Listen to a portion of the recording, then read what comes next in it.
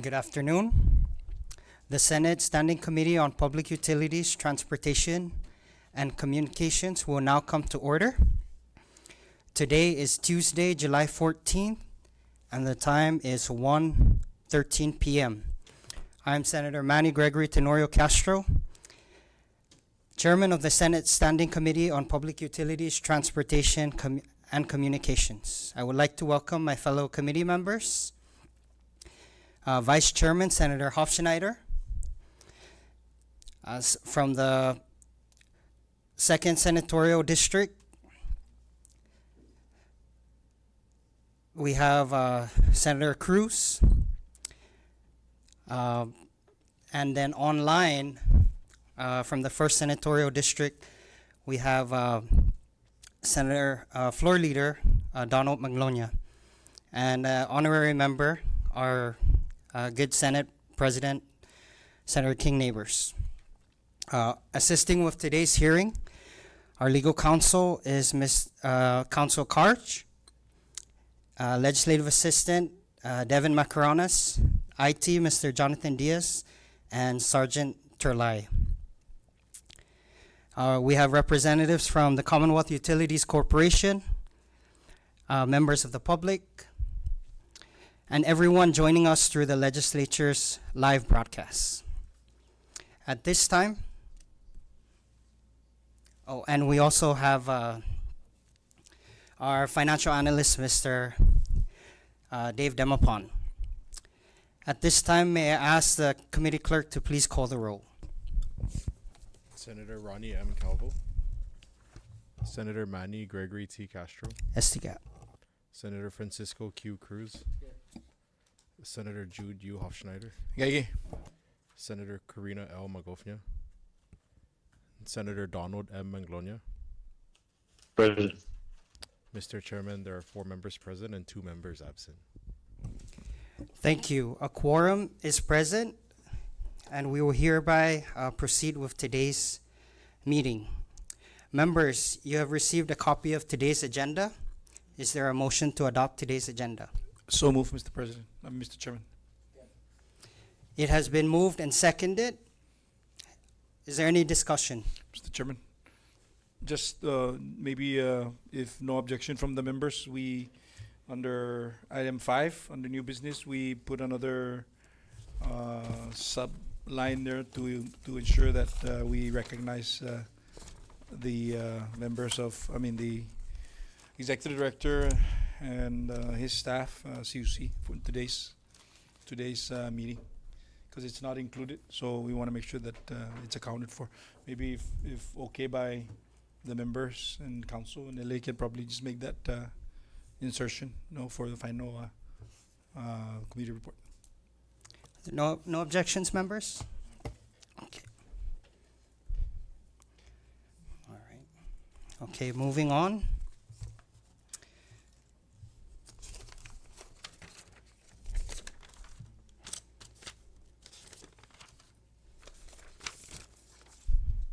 Okay.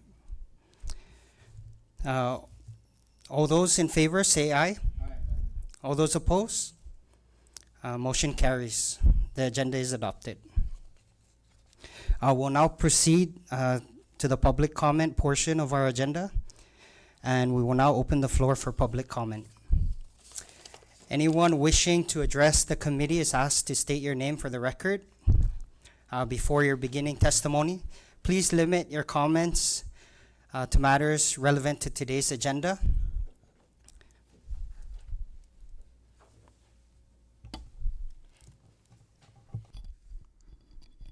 Test. Okay. We're good. Good afternoon, Chairman Castro and members of the PUTC committee. My name is Alan Perez, and I am the chairman of the Commonwealth Utilities Corporation. To start, I would like to extend my appreciation to the Senate for your quick and decisive action in introducing legislation to allow CUC to obtain a line of credit for the purpose of funding the typhoon recoveries. I know that the line of credit is a controversial issue, but the fact that the Senate was willing to act immediately shows true leadership and understanding of CUC's financial challenges. And for that, I thank you for your support. What I want to do today is not to lobby the Senate for legislation, but to prepare our leaders, business community, and residential ratepayers for the inevitable consequences if the legislature refuses to pass legislation to allow CUC to obtain external financing for typhoon recovery. Quite simply, if CUC is unable to obtain a line of credit within the next few weeks, CUC will not be able to complete typhoon recovery for Sinlaku, leaving nearly 4,000 accounts in Saipan without power and the entire road to recovery in question. Worse yet, if CUC becomes insolvent, there will be no power for the entire CNMI, and without power, there is no water. I'm not trying to scare our leaders or the public, but simply state the facts. And the facts are clear. CUC does not have the financial resources to pay the upfront costs of recovery for Sinlaku and Bavi. For Sinlaku, we estimated the recovery cost to be around $75 million. And now we need to focus on helping our brothers and sisters in Rota recover from Typhoon Bavi. The total cost of recovery for both typhoons can easily approach $100 million. CUC is aware that the government does not have the financial resources to fund the upfront costs for the recovery. That is why we are requesting legislative approval to obtain a line of credit so we can complete the recovery, file for reimbursements, pay back the line of credit, and restore power and water to all ratepayers. If this is not an acceptable solution, then I challenge our leaders to provide an alternative. Because without an immediate solution, it is only a matter of time for CUC to start load shedding before we eventually shut down altogether. I'm not here to place blame, but to impress upon our leaders that the timing is not on our side. We can blame each other all we want, but eventually time will run out and we will go dark. CUC has exhausted all possible financing options, but is limited to doing only what the law allows. We cannot obtain financing without legislative authorization, and we cannot raise our rates without CPUC approval. Therefore, without the support and assistance from the administration, CPUC, and the legislature, it is inevitable that CUC will fail. We are now in a dire situation that if our leaders cannot work together to solve this crisis, the entire CNMI will suffer, and we will have jointly failed our people. It is important for the public to know that CUC's financial condition has been discussed with our leaders many times over the past months in great detail. We have presented our monthly financials, cash flow projections, payable schedules, so CUC cannot be accused of not being transparent. Moreover, we have sent numerous bills to the legislature that would help reduce the FAC and strengthen CUC's cash flow position, but to date, none of these bills have been entertained. Time is no longer on our side, and it is our hope that your understanding of CUC's critical financial situation can be conveyed to the House in time for us to avoid a massive power crisis. As I want to provide the committee members the opportunity to question our staff, I would like to conclude my remarks with one simple request. If the legislature is not willing to allow CUC to obtain a line of credit to fund typhoon recovery, then please provide us a viable alternative that can be executed within the next few weeks. We have the ability to solve this problem, but it requires all stakeholders to work together. Let's put our differences aside for now to focus on bringing power and water back to the community. Thank you for your time, and I'm prepared to answer any questions from the members.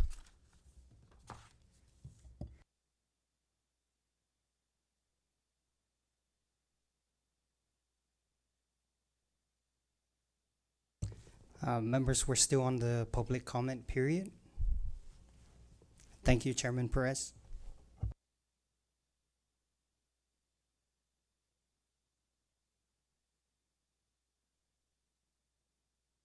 Okay, Del Benson.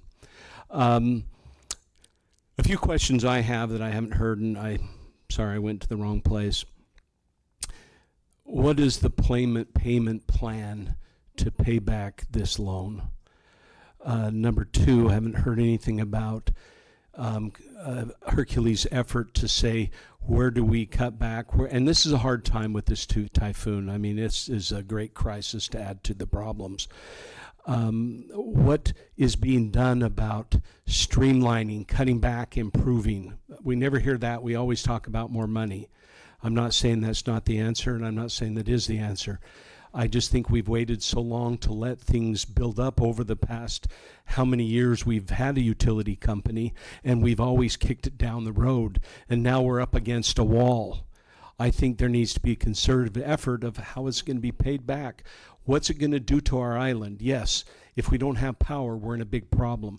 But if we have power that is way too expensive, businesses are not going to locate, and we're going to continue to have people drain and leave our economy. And then that will increase the cost of CUC as it is, because there's less ratepayers. And I understand the huge dilemma and the desperation that is going on now. But I think there's been a lot of questions that have been ignored, or maybe I've just been mute, not heard anything, or deaf. But those are some concerns I have had regarding, we've got how many tens of millions, the hospital, this government, and the problem is sometimes those who help create the problems are not going to create the solutions to those problems. The government has been neglectful in its duties for all these years and spent without thoughts of paying the power bill. And now where did that settle? And where has that gone? And now people are calling, well, just pay it back. Well, that's not realistic either. The government can't drain $100 million from its budget and put it to pay a CUC. We have got to have more plans. I think I understand, and it's noble what they're trying to do to keep the lights on. And we're in this point of desperation where we may be up against the wall and say, hey, we have no choice. Well, but then what? We're kicking down the road again. What is being done to settle a lot of the issues, to reduce costs, to really improve our efficiency? There needs to be a lot of stuff on the table.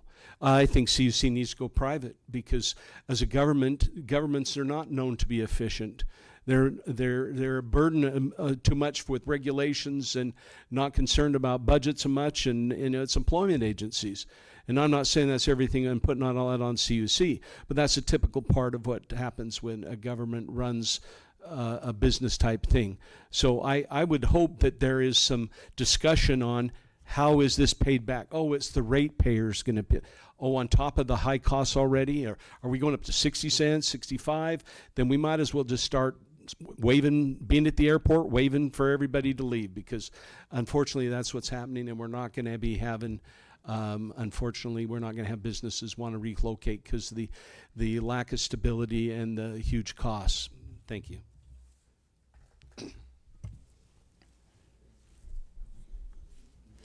Public comment is still open.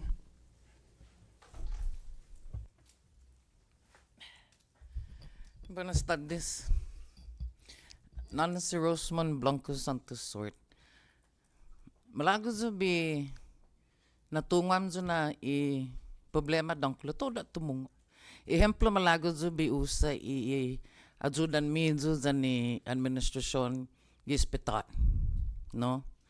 Maski 60 medyo na sa lapi de binya ispitat gat gisiusi.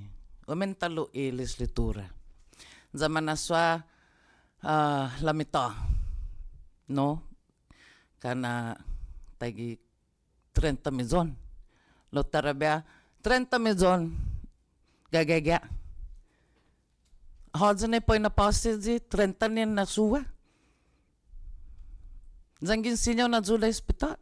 Ajuda siusi. No? Kusina ispitat lalas en siusi. Oh, yeah. Lokada malofan ni pagzo, alzi fine na manoon. Sa todo da kumamprende na ipuntanti si so niya hospital. Lo todo da lokit tumunga sa kumamprende na sinsiyo si taze. Taze stisya, taze gobernamento. Mababay petan ni preso. Man matayat. Sa paramonit gato. Debita fandan niya. Kumatatotano. Ikustumbe kalan malalefay. Ikutura. Patafanaan na. Tafan uno. Un kurason. Pago na momento. Tsasaga makat maput. Zanak pinitisti. Ima. Tsugagwa niya isiyusi. Go bente ante di matautsong zugi board no. Kana parewa sinentek ko. Ni pumalo. Lo anay malum zo. Zo lii. Zo tungo maso comprende. I problema. Esta neta tungo i problema na talda sa lapi. Pesta alegadzi. Data ajuda. Por favor, ajuda i siusi. Taigui in ajuda i hospital. Si Jesus Masi.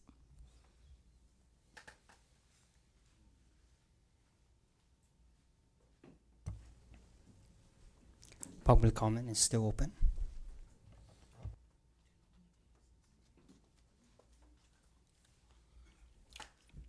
Mr. Chairman, members of the committee, my name is Gary Sword, and I spent 13 years working for the American Samoa Power Authority in American Samoa.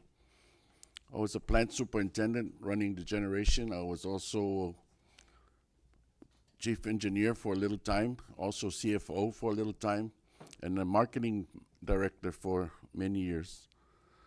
One thing that I know is that a utility cannot run without money. Without money, it can't go. You heard the others that spoke before me that we need to come up with a solution to find how we can pay the bill that the people, that the government and the hospital owe CUC. We can blame them all you want, and it's not going to solve a problem.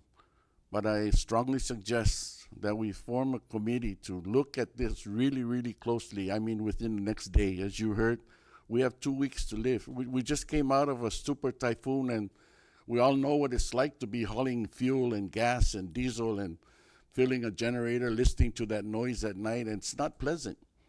It's not conducive to public health either. So we must find a way to pay the bills and help CUC get back on its feet. They really desperately need help. I can feel the pain, and that's why I'm here today. As a small business owner, I also look out that we depend on investments and investors to come into our island. Who's going to want to come to an island when we don't have power? And these are all things that we need to work on, our tourism, to make sure that we have power for them. It's not an easy task, and Mr. Chairman and members of the committee, your task is not easy. And I pray that after these hearings are held, that something will happen and happen quickly so that we don't have to face that darkness that we faced for the last 3 months under Sinlaku and Bravi. Thank you.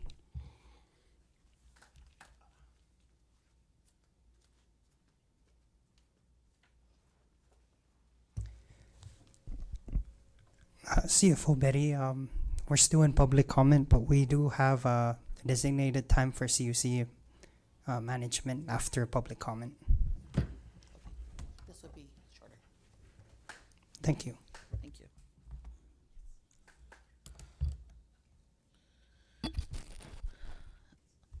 My name is Bettina, known as Betty Terlahi, and I am making a plea to the legislature to give CUC the authority to restore our islands. Members of the Senate, members of the legislature, today the greatest obstacle to restoring power is no longer the dedication of CUC employees or the willingness of our mutual aid partners. It is the lack of financial authority to act. We ask for one thing: give CUC the authority to obtain emergency financing so we can restore power to our people as quickly as possible. Every day that Emergency Loan Authority is delayed is another day families, businesses, and critical facilities remain without power. CUC cannot purchase more materials, rent needed equipment, hire more labor and resources needed to accelerate the restoration at the speed our people deserve without access to emergency funding. Rhoda needs immediate resources. Saipan and Tinian continue to recover. Yet the financial burden of restoring all 3 islands has been placed almost entirely on CUC. That burden should not rest solely on one public utility and its ratepayers. This was a Commonwealth-wide disaster, and it requires a Commonwealth-wide response. CUC is not asking for a bailout. We are asking for the authority to borrow so we can do our job. We have a plan to repay the financing through future utility revenues and anticipated federal disaster reimbursements. We've talked to FEMA and Public Assistance Office. It is doable, but what we lack is the legal authority to access the capital needed today. Some have made big ruckus about the rates increasing. We are so worried about the minimal impact the interest will have on the rates, if it even does. but it doesn't seem that we are worried enough about the community that is still without power services for over 90 days. The choice before the legislature is simple. Grant CUC the authority to secure emergency financing, and we can move faster, purchase what is needed, and restore service sooner. Continue to delay, and restoration will slow, if not already. Not because CUC lacks the commitment or the expertise, but because we lack the financial tools the legislature alone has the power to provide. Almost 4,000 of our residents are still waiting over 90 days. That's 3 months. They do not need another debate. They need electricity. They need their government to act. The people have done their part. CUC has done its part.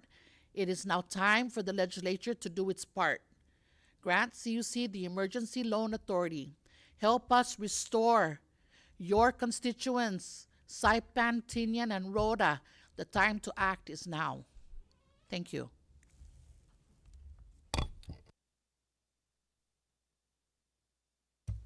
Thank you. Public comment is still open.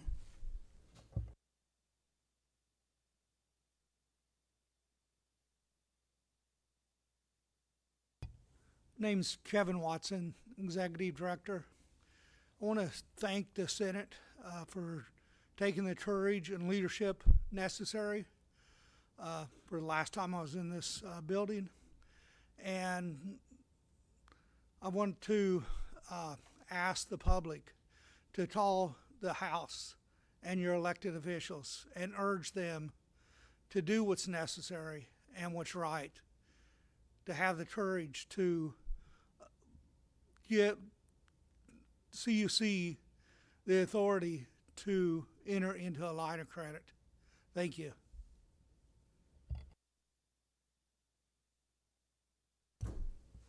Thank you, Director. Public comment still open.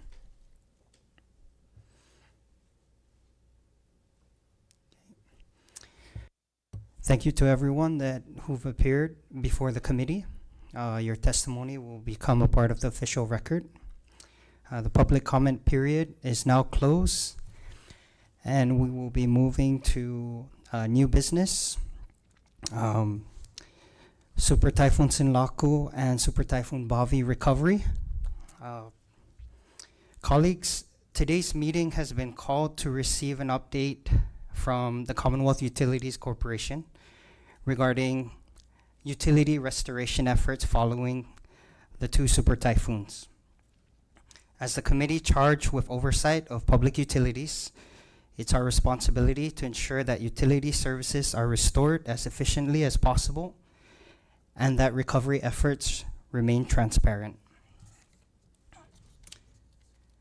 And the purpose of today's meeting is to better understand the current status of electrical, water, wastewater restoration, challenges facing CUC, the status of federal and local recovery funding, corporations' preparedness for future disasters, and where other legislative action is necessary to support ongoing recovery efforts. We appreciate the Commonwealth Utility Corporation's attendance and thank its employees and its utility crews for their continued work under difficult circumstances. At this time, I would like to recognize the representatives from the Commonwealth Utilities Corporation, Executive Director Watson, CFO Betty, Council Ernest, and any other members of the management team.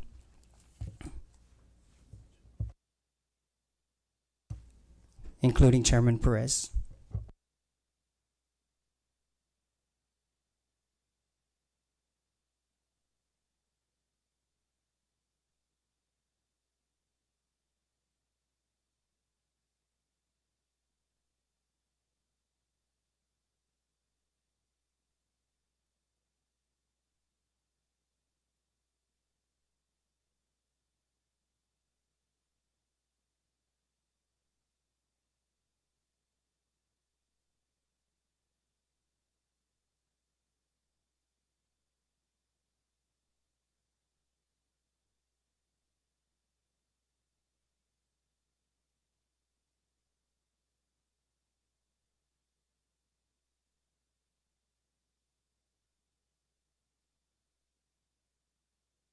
Please introduce yourself for the record, and you may proceed with your presentation.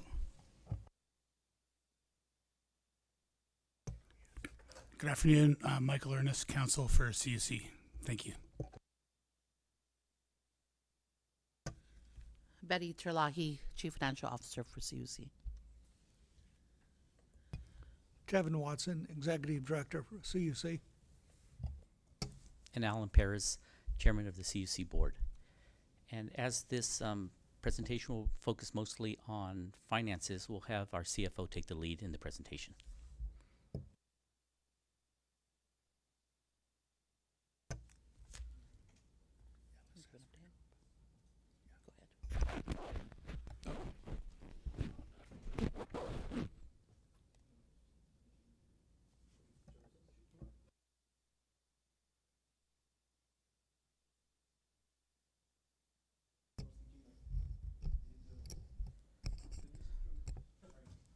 Short recess.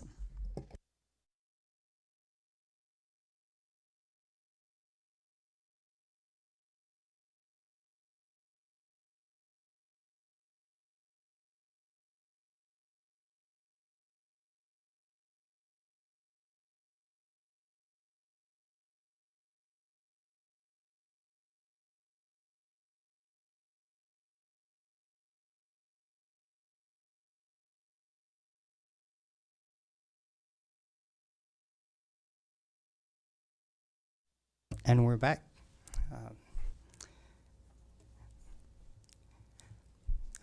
Council and Executive Director, CFO, and Chairman, you guys may proceed with your presentation.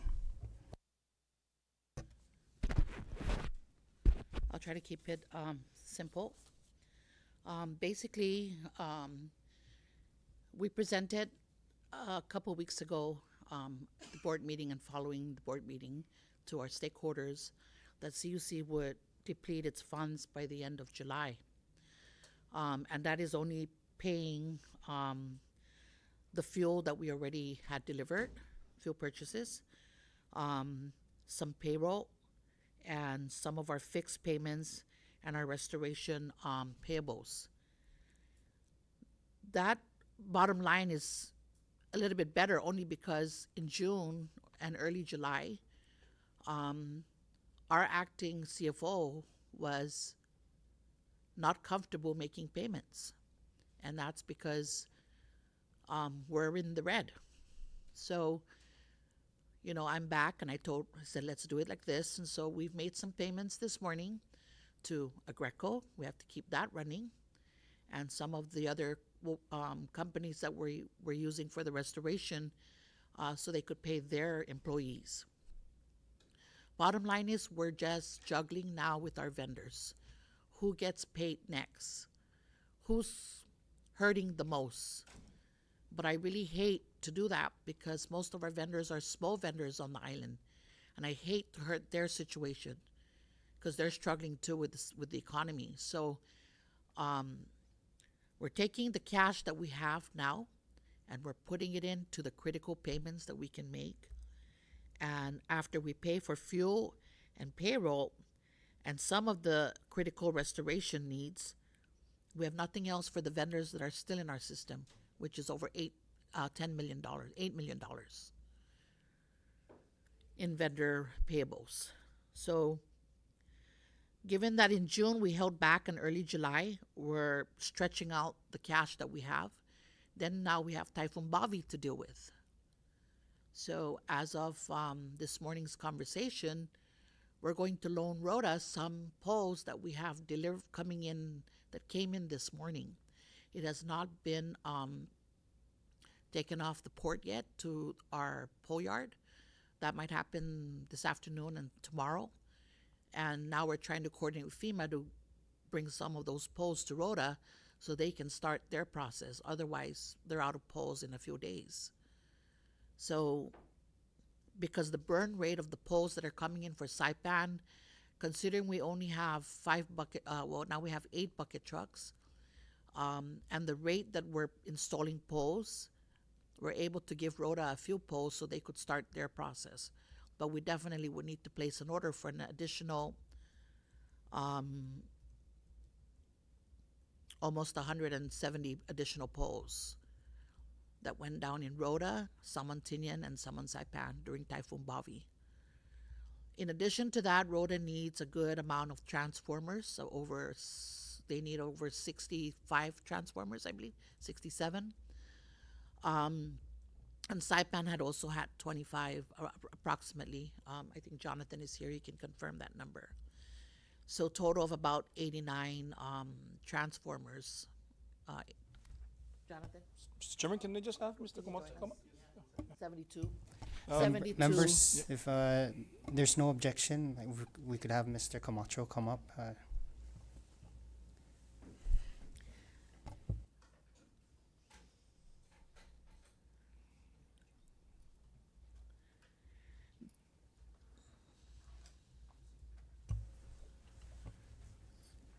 So 72 transformers is additional to what we need. And so now we have to get additional quotes and negotiate with the vendor and try to get those poles and transformers again covered. So we've already submitted to FEMA some of our projects that have been upfronted already, and it looks promising. Public Assistance Office has committed that they will upload all of that by next week because they reviewed it and it's complete. And so once we get that on there, we're hoping to see some drawdowns, maybe hopefully within 60 days, but not more than 150 days is what the estimated timeline is. That's kind of good news. That would give money back into CUC, but that money that comes back is to pay the vendors that are all waiting, right? That we've already spent money for operations on. So we're juggling with the funds. We're being as creative as we can. You know, so far the vendors have been very understanding, but there is a handful that can't wait. And there's a handful that want their payment on time. And so we can't miss those. So if we don't get a cash infusion, the vendors will eventually stop delivering services, stop providing materials, stop providing fuel. And that's where, once we know we're at that point, even before that, we got to consider load shedding. But load shedding doesn't help too much. It just prolongs the situation, inevitable situation of running out of fuel. So if we don't use what we're collecting now to pay for what we're supposed to pay, and divert it all to restoration, then eventually operations will cease too. So we're already struggling with keeping up with restoration. And if we don't divert some of it back to operation, then we're going to end up with both situations in our hands, if not already. And so just to emphasize, our cash situation is just stretching out the little over 10 million that we have that we can spend. People look at our books, they might see that there's 35 million in addition to the 10 million. So we have 45 million on our books, but 35 million is restricted for projects, grant money. That's not something we could use for the restoration. And I do not want to have to answer to the feds on where that money went. So we're not cash poor, but we're cash poor for restoration. We're cash poor for operations. And so what good would the projects be on the grants if we can't even operate? We need the funding yesterday. We could have restored more power to people yesterday, but we can only go with what we have. We can only do what we can do right now. And there are almost 4,000 customers still without power. When I left, it was a little over when I took little leave, it was over 4,000. We're down just maybe another couple hundred. The line crew and the water crew have been working from 6 a.m. and beyond 6 p.m. So they put in a good 14 to 16 hour shift. But we tell them to cut back because of, again, how do we pay for the compensation? Cutting back also means slowing down the restoration process. Today we talked about cutting meals. That's going to take an hour out of their restoration to go home and eat. Go back, park the bucket trucks, park all the equipment, then go to lunch. That's like a 2-hour downtime. That's why we provide meals. But I'm worried now because I don't think FEMA will still reimburse after 90 days. That's why I'm saying I think we have to cut meals. Although I don't want to do that, it's come to that point that meals are now questionable as well. So, thank you for hearing me out.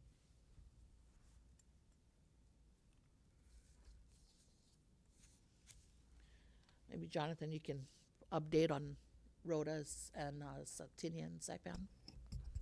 Hi, my name is Jonathan Camacho, an electrical engineer with CUC's Power Division. In regards to Rhoda's damages and their, sorry, is this on? It's on. Yeah. In regards to Rhoda's damages and their current restoration status, Rhoda has sustained damages to their power distribution infrastructure. 117 power posts are down, wooden, 72 damaged transformers, and over 20,000 feet of conductors that are down. Assessments have been completed on the third or fourth day after the typhoon. We just recently finished compiling all of the data. We're going to be submitting IRV requests for all of these damages for orders, but again, with the financial situation, it's just going to be dependent again on when we have the fundings to make these additional orders for the damages. We do have a little bit of inventory here in Saipan that we ordered for Sinlaku restoration, but we might be sending some of those materials down to Rhoda, which would eventually just delay a little bit of restoration here in Saipan again. In regards to Tinian sustained 13 down power posts for Typhoon Bavi. Three transformers, I believe. They're still working on a few of their assessments because they lost one of their teams recently, Polyphase. They just recently returned this week to fulfill the rest of their contract. So they are making restorations in regards to their customers energized. According to the foreman this morning, he said in Tinian at least, it's at about 90% of the customers are energized. So they just have pockets of customers where there's long stretches of distribution lines just for like a few households. So Tinian is moving along. We were hoping that once the restorations are complete on Tinian, we can take the Polyphase team and put them here in Saipan to help us speed up our restorations or move them to Rhoda to assist in their restorations. In regards to Saipan's restoration, I'm still working on compiling the restored power posts and transformers. I'm supposed to submit that today, but there's a lot of coordination with our line crews, especially now that we have our second shipment of transformers. Every day we just have to schedule for line crew where they're going to be installing transformers and their daily work locations. So the second shipment of transformers, we have a pending of 3 pieces left in our warehouse out of 102 that came in. We're expecting the remaining 280 plus transformers to be released sometime this week, hopefully tomorrow, so we can continue restoration on transformers. We do have pockets of isolated areas that are not yet energized pending primary conductors. So one of the conductors that we've stressed that we needed since the beginning of the typhoon was the number 4 solid copper. We do not have any shipments incoming. We do not have any pending orders except for that RFP that was supposed to be for services and the 4 solid conductors. The areas that are still de-energized pending these conductors is Marpi to the SARS Substance Abuse Rehabilitation Center. The radar, there's a couple of residents at Asmatuis radar towards the north side of Saipan. We have a little bit of pockets in wireless, a long pocket in Montepacho, and we have some areas behind the Obzanin airport that are still pending conductors. So we've salvaged as much as we can. The line crew have. Now everything's just going to be pending materials. Transformers and secondary service drop lines, we have enough right now to keep the restoration going forward for households, some commercial businesses. But regarding the primary lines, that's going to be a little bit of a longer wait period for the remaining pockets that we have a shortfall of materials. Any questions? Okay, so thank you for your presentation. We will now open the floor from questions from the committee members. Recognize Senator Cruz. Thank you. How many posts that are here on Saipan? I know that you guys order the last discussion, CFO, you mentioned that you order 300 posts, right? All those 300 came already? There's the shipment that came in today is 160, I believe. So we still have some Yes. posts that haven't, because I thought that when you order 300, because I remember you mentioned that you want to order 600, but they won't be able to make the 600, right? But then you order 300. We ordered 300 concrete and 300 some wooden to So to it's make not up it's for not the 300 shortfall. 300 concrete and some. So, and 300 plus wooden, so total of 600. Sorry, 800 poles total. But the concrete posts, the 300 concrete posts haven't arrived yet. The whole 300. I believe it arrived the other day, June 11, right? Yeah. So we have 12. Yeah, so we July we 10th. did receive on the second shipment of concrete poles that arrived here in Saipan, it was a little bit over 100 pieces. That arrived about a month ago, nearly a month ago. We have a third shipment that just arrived on the seaport. It's being unloaded either today or tomorrow. So those that you order prior to Bobby, we have to. It's not enough for what are the damages on Bobby, right? It's No. not enough with those orders. It's So not including we Bobby's damages. We're still short by how many? Yes. There is a little bit of cushion because we had 100 poles arrive before Sinlaku that are supposed to be for a mitigation Okay, so- project. So so- we borrowed those poles and now we have to return it. So now we're gonna borrow it for Rhoda and then we'll return it again. But we cannot buy new poles until we get some more, funding. Okay, I understand. I always believe is no island should be left behind. But but this is what I'm gonna ask. I don't know after Matu, is there any power poles going up past the north area? In the Marpi area? Yes. No, I don't believe so. What about in the other side from? As Matuis, yes. Yeah, but no, not within the village area. But anything going beyond that for those like tourist side? Are there any posts in that area?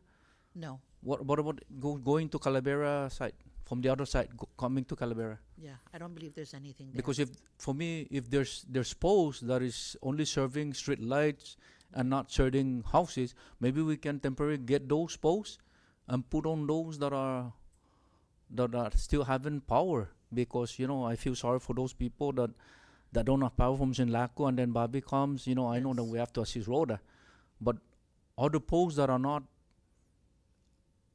within the village. Can you identify any posts that are not within the village? Yes, Maybe you can and- transfer that and wait for the emergency posts to come in and replace those that are not within the village area, so that all those people that still haven't have power should have power. Senator, if I may, we already did that. The same to Tinian. If there's anything going Yes. down to Susay Cliff, maybe perhaps you can take that post and put on those Carolines area that still haven't had posts. Right. And they don't have no power since Laco. So maybe We you can did- get that and then replace with the new posts that are Yes. coming in. We did that for the poles and we did that for the transformers. Okay. In fact, the buildings, all the buildings that are down and don't seem to be coming back up, we took the poles and the transformers to there. The Daok school, what is it called? Daok school. That was destroyed by Sinlaku. We took their poles and their transformers. American Memorial Park area, Micro Beach area, we took those poles. Yeah, And so we did what you're suggesting. Yes. any post that is not serving the resident, maybe you can grab that and replace it with the Yes. posts that are coming in, So- rather than keep waiting for these guys to, because gasoline is very, very heavy for them. Yeah. You know, it very is. expensive, It and I is. don't know whether all those that are still having have power have generator. I don't know. We all don't know because we never, CUC never says whether all the houses have generator, right? So you know, just to, you know, to lessen the burden on the public, so that no, because I know you guys are asking. We supported that to give you guys just like what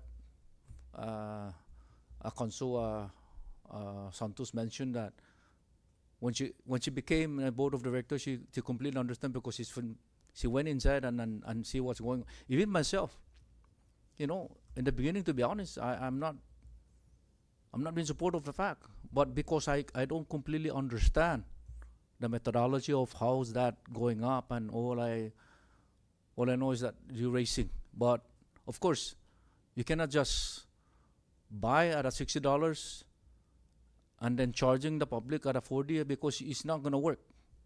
That's why I mentioned in the last meeting that we have to, you know, CUC have to continue to, you know, emphasize and continue to, and this is a good example, is continue to our dialogue with you guys, so we can people who understand what's happening. So you know, and I again I ask that any post that is not serving the residents should be taken out and replace it, and let that area wait, because they're not even serving anything except for street light or any other matters, and we assist the public. This time, you for now, Mr. Chairman. Recognize Vice Chair Senator Jude Hofschneider. Thank you, Mr. Chairman, and thank you, Executive Director Watson and Chairman Paris and your team for coming here and having this conversation. I want to just, on the outset, you know, this portal of our exchange today is very critical for the community, for the ratepayers, for the CNMI, to fully get a grasp and understand the grave situation we are in with regards to the recovery, restoration, and even, I hate to say that, existence in terms of trying to provide the service. So, you know, I volunteered myself to sit into some of your briefing with your respective key staff for like 4 days, you know, every time I get a chance. And I appreciate that, you know, you allow at least even me to sit down and listen. One of the things that really jumps out that I thought it's critical for the public to know is there is a efforts being made jointly with the federal partners and your offices to engage with a contractor outside the CNMI so that they can be here to elevate the process of recovery, restoration and recovery, and then some. However, my recollection of the discussion that morning, it appears that even our federal partners, they're also forcing you guys to go back and reevaluate your RFP or RFQ or IFQ or whatever portal that you guys are using. So I thought that you guys have done your diligence, but still you can't pull the trigger on the contract because you don't have the money to service that. And I know that you're going to be mentioning some disturbing figures, you know, as far as where you guys at. Because everything evolves into your ability to recover, but it has everything to do with your ability to pay your vendors and even sign off on contracts. And that's a lot that we're asking from you guys. So can you just explain to the committee, explain to the public, what does it take really for you guys to engage with this outside help? Can you repeat that conversation? Because that's, for me, that's a telltale of where we're at today. But before I yield my time to you, can you just, for the purpose of updates, can you enlighten the committee members how many of our folks that are here on Saipan trying to do recovery and restoration? How many linemen and how many water? How many do you have right now? Just CUC.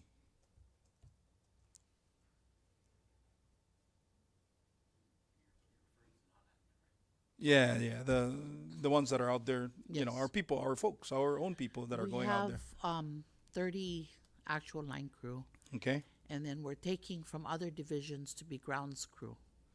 And what does pull- that mean, grounds crew? Grounds crew is to help the linemen. So while they're working on the more technical, Sure. restoration part, the grounds crew would be pulling the lines to make it easy for the line Okay. crew, taking tools back and forth from the car and back to the sites to help to Okay. assist, like assistance, trade assistance. So But- we take like 2 or 3 meter readers, whoever's finished their route reading, we assign them if they're down 2 days. Normally they do other things like work orders and, go regular, normal problems, right? But normal issues. But what we're doing is instead assigning them to help out with the line crews to speed things The up. power side. Have you guys also pulled from the water section? And The water section still have a lot of work to do. They're finding a lot of leaks, Okay. and they're trying to keep up with it to prevent water outages. And they're going around the island either working on generators that are still feeding some areas, which is CUC generators, Okay. or they're working on making sure the tank levels stay where they're at, and they're just hopping all over the place too, just like wastewater, right. going to all the lift stations. So So even if you have, let's say maybe 40, maybe 50, right, altogether, if you don't have the materials to put together, or then it doesn't make sense, even. So the people are still not going to get their service because if you don't have the replenishment. right, but in today time? we got the a load of transformers and a load of poles Okay. that arrived today.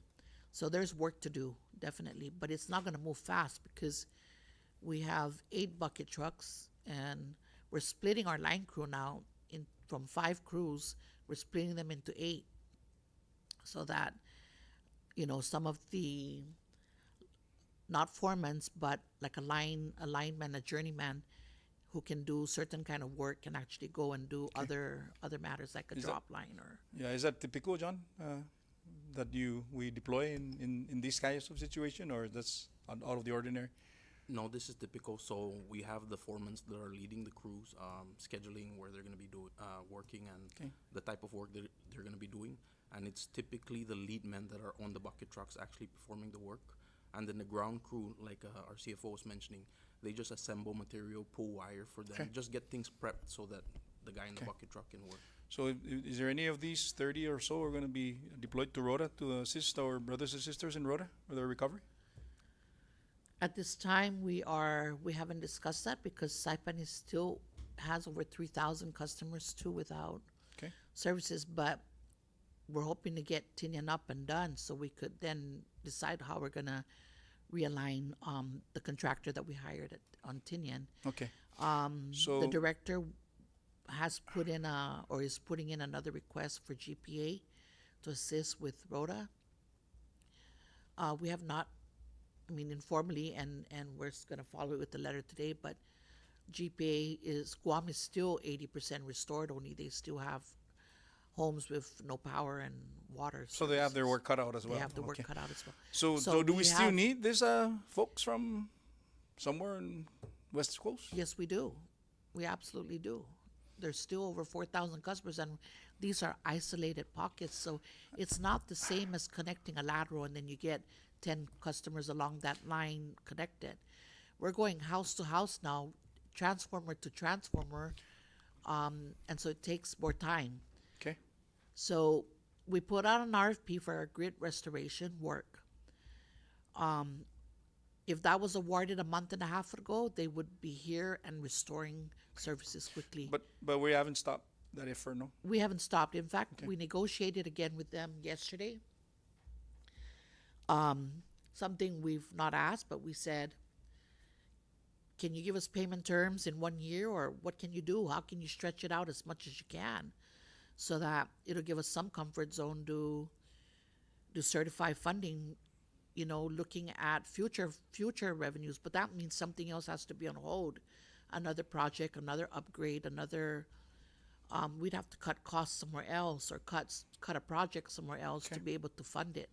I mean, at this point, that's the only thing we can do. So the vendor has come back and has given us has worked with us and has given us their best and final offer.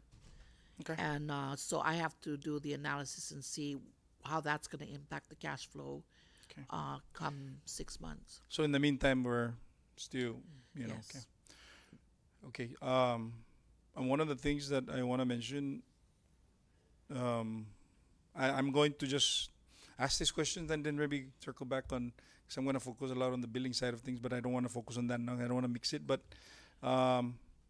as far as the restoration and recovery, there are some instances that you get feedback that they are, even though they're energized, there may be some concerns, right, with the connections or connectivity or what do you call that?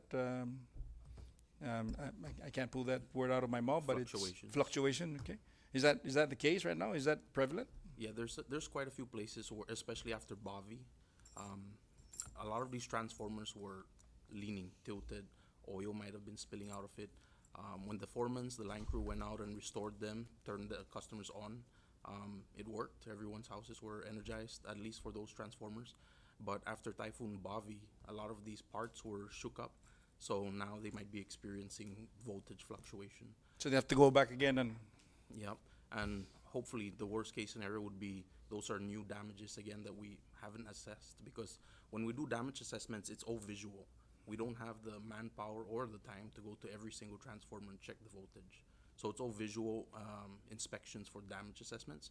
So if a transformer visually looks okay, we don't mark it as damage until it's energized and there's issues that the customers report. So in the meantime, we have people that are calling your attention, you know, your fluctuation is causing a lot of trouble with my appliances, both individual houses and commercial, you know, or businesses.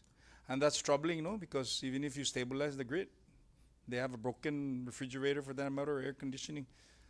So I know in part with this, Mr. Chairman, and I do run into a lot of businesses here in Saipan, business owners, even apartment operators, and they ask me when is that area going to be up and running, and I'm hoping that they're logging into this conversation, because I think they're paying a substantial amount of diesel fuel just to power it out, to make sure that their customers are you know, comfortably set up for the situation at hand. So Mr. Chair, I'm gonna yield back my time, and then I ask for a second round, basically for more on the finances or billing side. Thank you guys, appreciate it. Recognize Senate President. Thank you, Chairman, and thank you all for making the time to be here today. I know we're under a lot of pressure right now. I think both of us don't want to be in each other's seats. Interestingly enough, we're convened here today. As it relates to Rhoda specifically, there are 117 poles that are down, 72 transformers. I wasn't clear on the amount of footage for the conductors. It was over 20,000 feet. There's different types of conductors too, so. 20,000 feet. And how many bucket trucks do you guys have? What is your staffing like on the island of Rhoda? In Rhoda, I believe it's a 8 or 9 line crew and 2 bucket trucks, but 1 is down. Okay, so you currently have 1 bucket truck there, and then more staff than you have equipment, basically. Yeah, typically we usually have more staff than equipment, so it's usually about 4 or 5 line crew per bucket truck. So at this juncture, when do you anticipate you're going to be able to move more assets to expedite that, and is that contingent upon access to the line of credit? Or is that something that you guys are discussing with FEMA as a part of this, you have a window, for Sulaco, correct, for the 100%? And that was 60 days? 90 days for the 100%? Is that afforded to you guys currently under Bavi, or are we not there yet?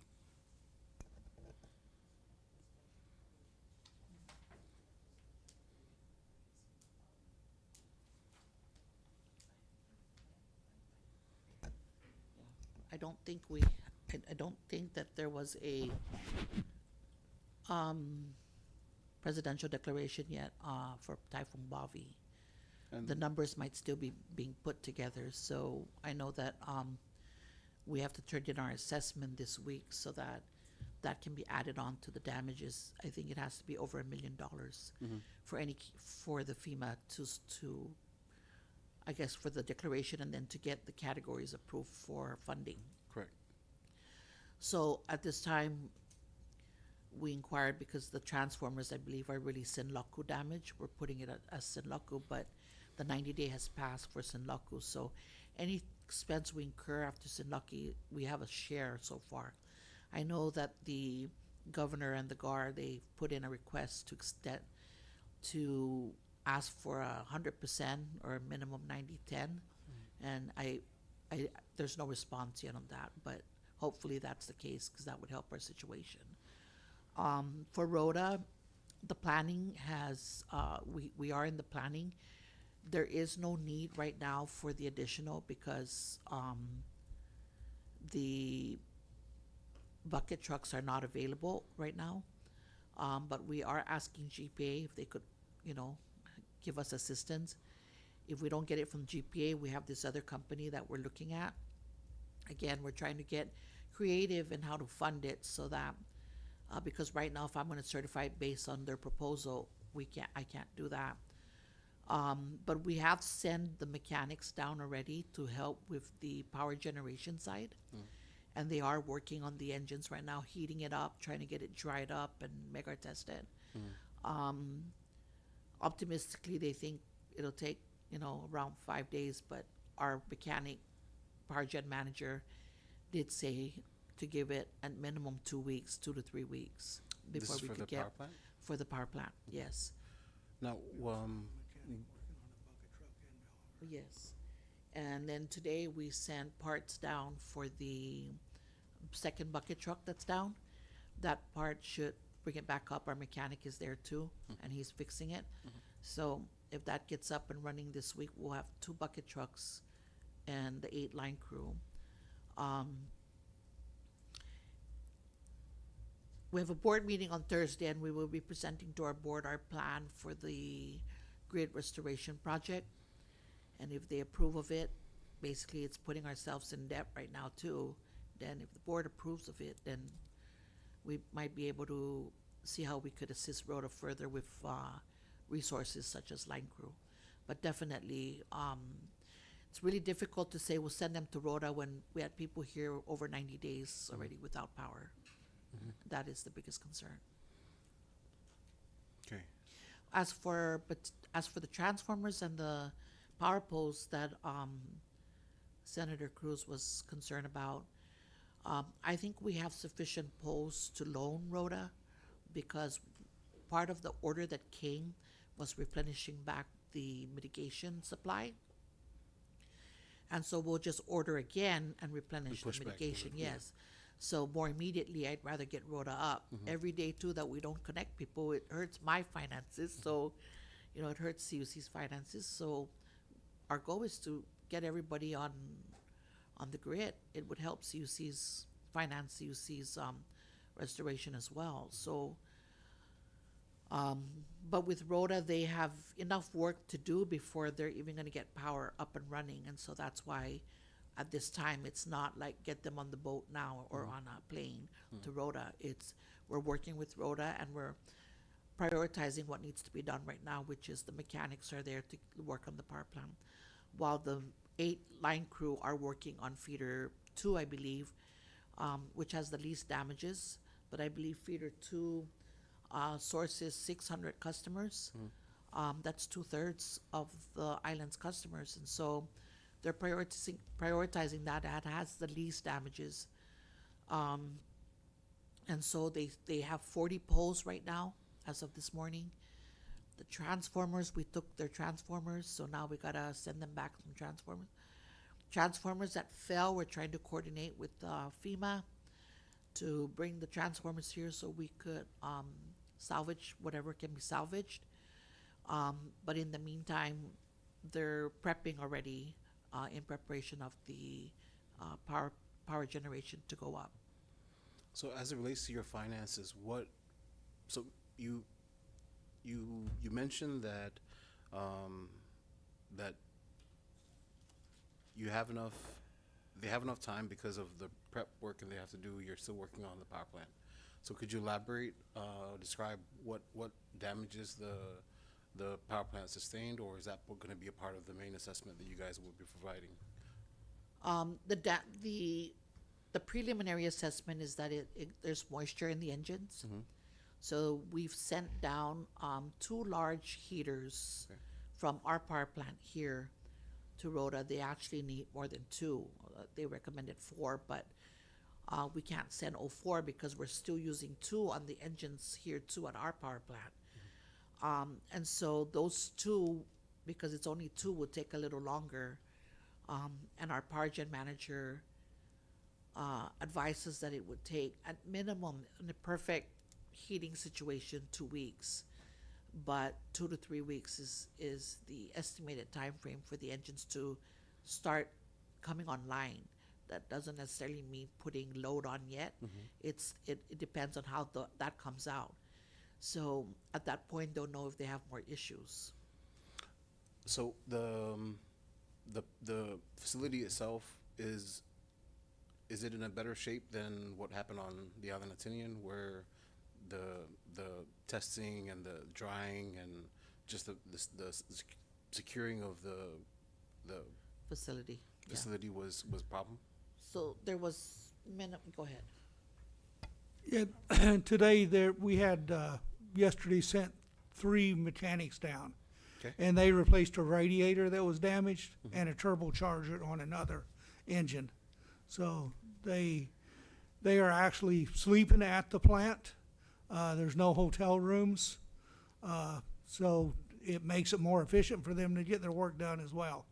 They have some cots, they have a generator there that providing, some comfort and continue to work.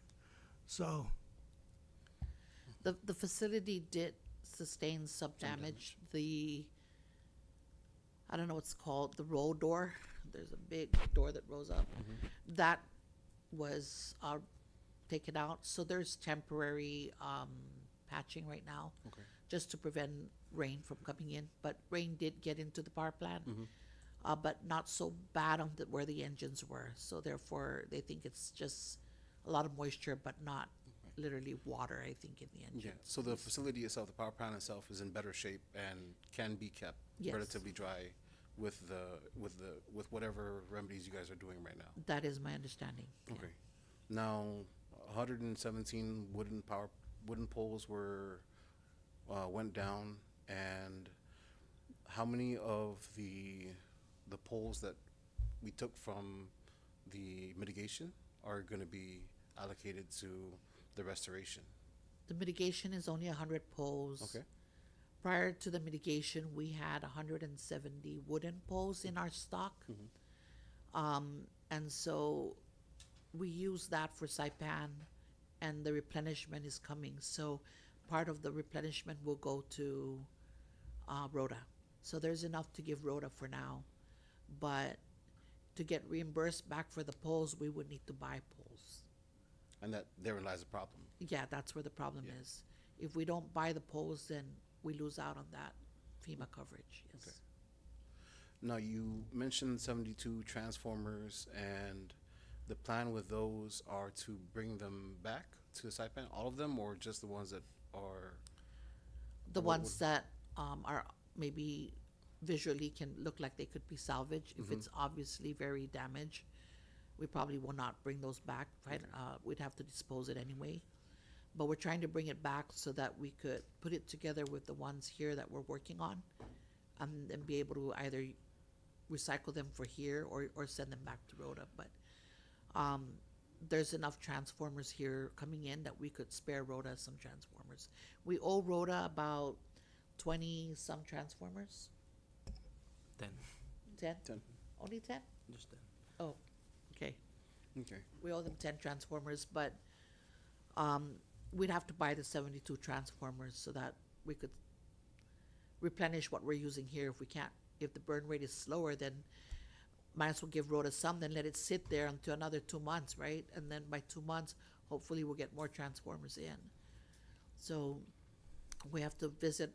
I believe we talked about that with Jonathan and Lee today, that let's look at our plan and our burn rate so that if in 2 months we still have transformers, let's send those to Rhoda so that Rhoda could get it up and going while we figure out how to place an order again. That was our conversation just before we came up here this morning. So you did mention that 2/3 of the island is on feeder 2. That's what I was told. About 600 customers are in feeder 2. And feeder 2 has, they think can go up within 3 weeks. Within 3 weeks. Yes. And would like on Tinian, where everybody was pushed off to feeder 3, I believe. Are you able to? The assessment No. is you can't It's put a long everybody on. stretch to get to feeder 1, yeah. I mean, not a long stretch, but to get Song Song on, right?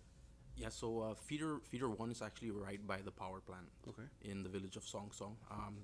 That's where most of the damages were sustained on the power pole infrastructure. Feeder 2 is the long stretch from the power plant, which is at Song Song, all the way into the airport. And both villages, the Sinapalo villages, that's all under feeder 2 right now.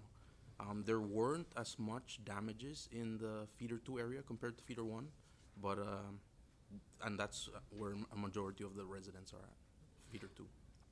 Okay. So, let's do a hypothetical. In the event that you guys have the financial support that you need, what would the response look like for the island of Rhoda? We've already discussed it with the proposer.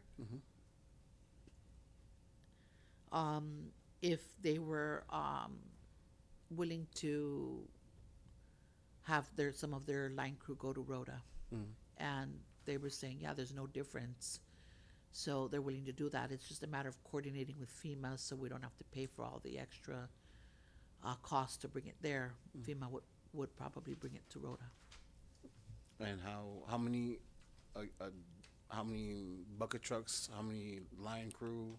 What is the amount of increase in?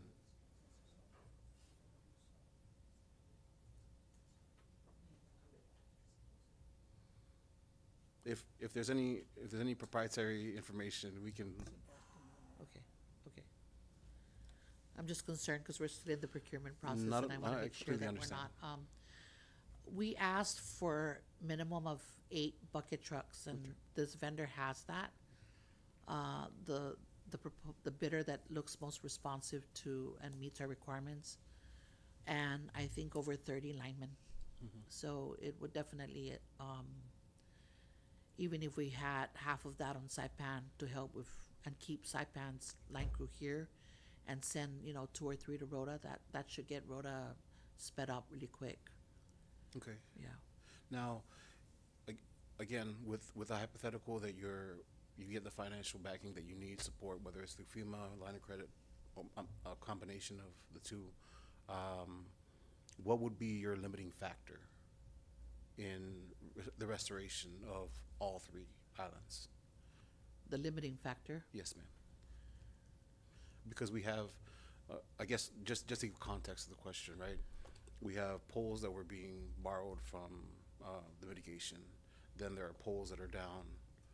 There are transformers that are down. We have, Mr. Komatsu, I believe you said you're waiting for the release of 280 transformers? Yes, 291. And what does that mean, released? So the 291 transformers is partly Tinian and Saipan's damaged transformers. So for But because we were able to salvage some transformers that we recovered from Zinlaku, there's some transformers we can start sending to Rhoda. Tinian will get their remaining share and finish up on Tinian. And then there's still some that we could spare, but we also are looking to place another order. It depends again on how much we can put out in cash to buy these transformers. The vendor's willing to give us some extended terms, but it's not extended enough that we could, you know, so when you're certifying funds, you want to make sure you're able to pay that, yeah. So that's still in discussion as to, we haven't negotiated with our supplier on the payment terms for the new order, but we would have to order 73 to make sure we get 73 reimbursed back. So at this time, we are putting in the invoices for GPA and the GPA invoices, which is so far over 10 million. With the Public Assistance Office, we have not paid it at all. And there's a request to see if we could get that as the advance 50%, and we can start making some progress moving forward. So those are some of the things that we're working with the Public Assistance Office. You know, it's borrowing from Peter to pay Paul at this time, and kicking the can down the road, basically. You know, unless we have a cash infusion, then unless we have a cash to continue this restoration without impacting our vendors, because sooner or later these vendors are no longer going to supply, you know, us. They're gonna they're gonna want some kind of you know, one credibility before we continue, including our fuel supplier. We have not been late on our fuel supply, but we're already behind 3 months with the Greco. And so today we made one payment, one of the 3 months. But, you know, we're just trying to deal with what's priority right now, you know. So we keep in good communication with our vendors. They understand the situation because of the disaster, but it can only go so long before they're going to start to meet their bottom line is going to be before it impacts affected. them. Yes, correct.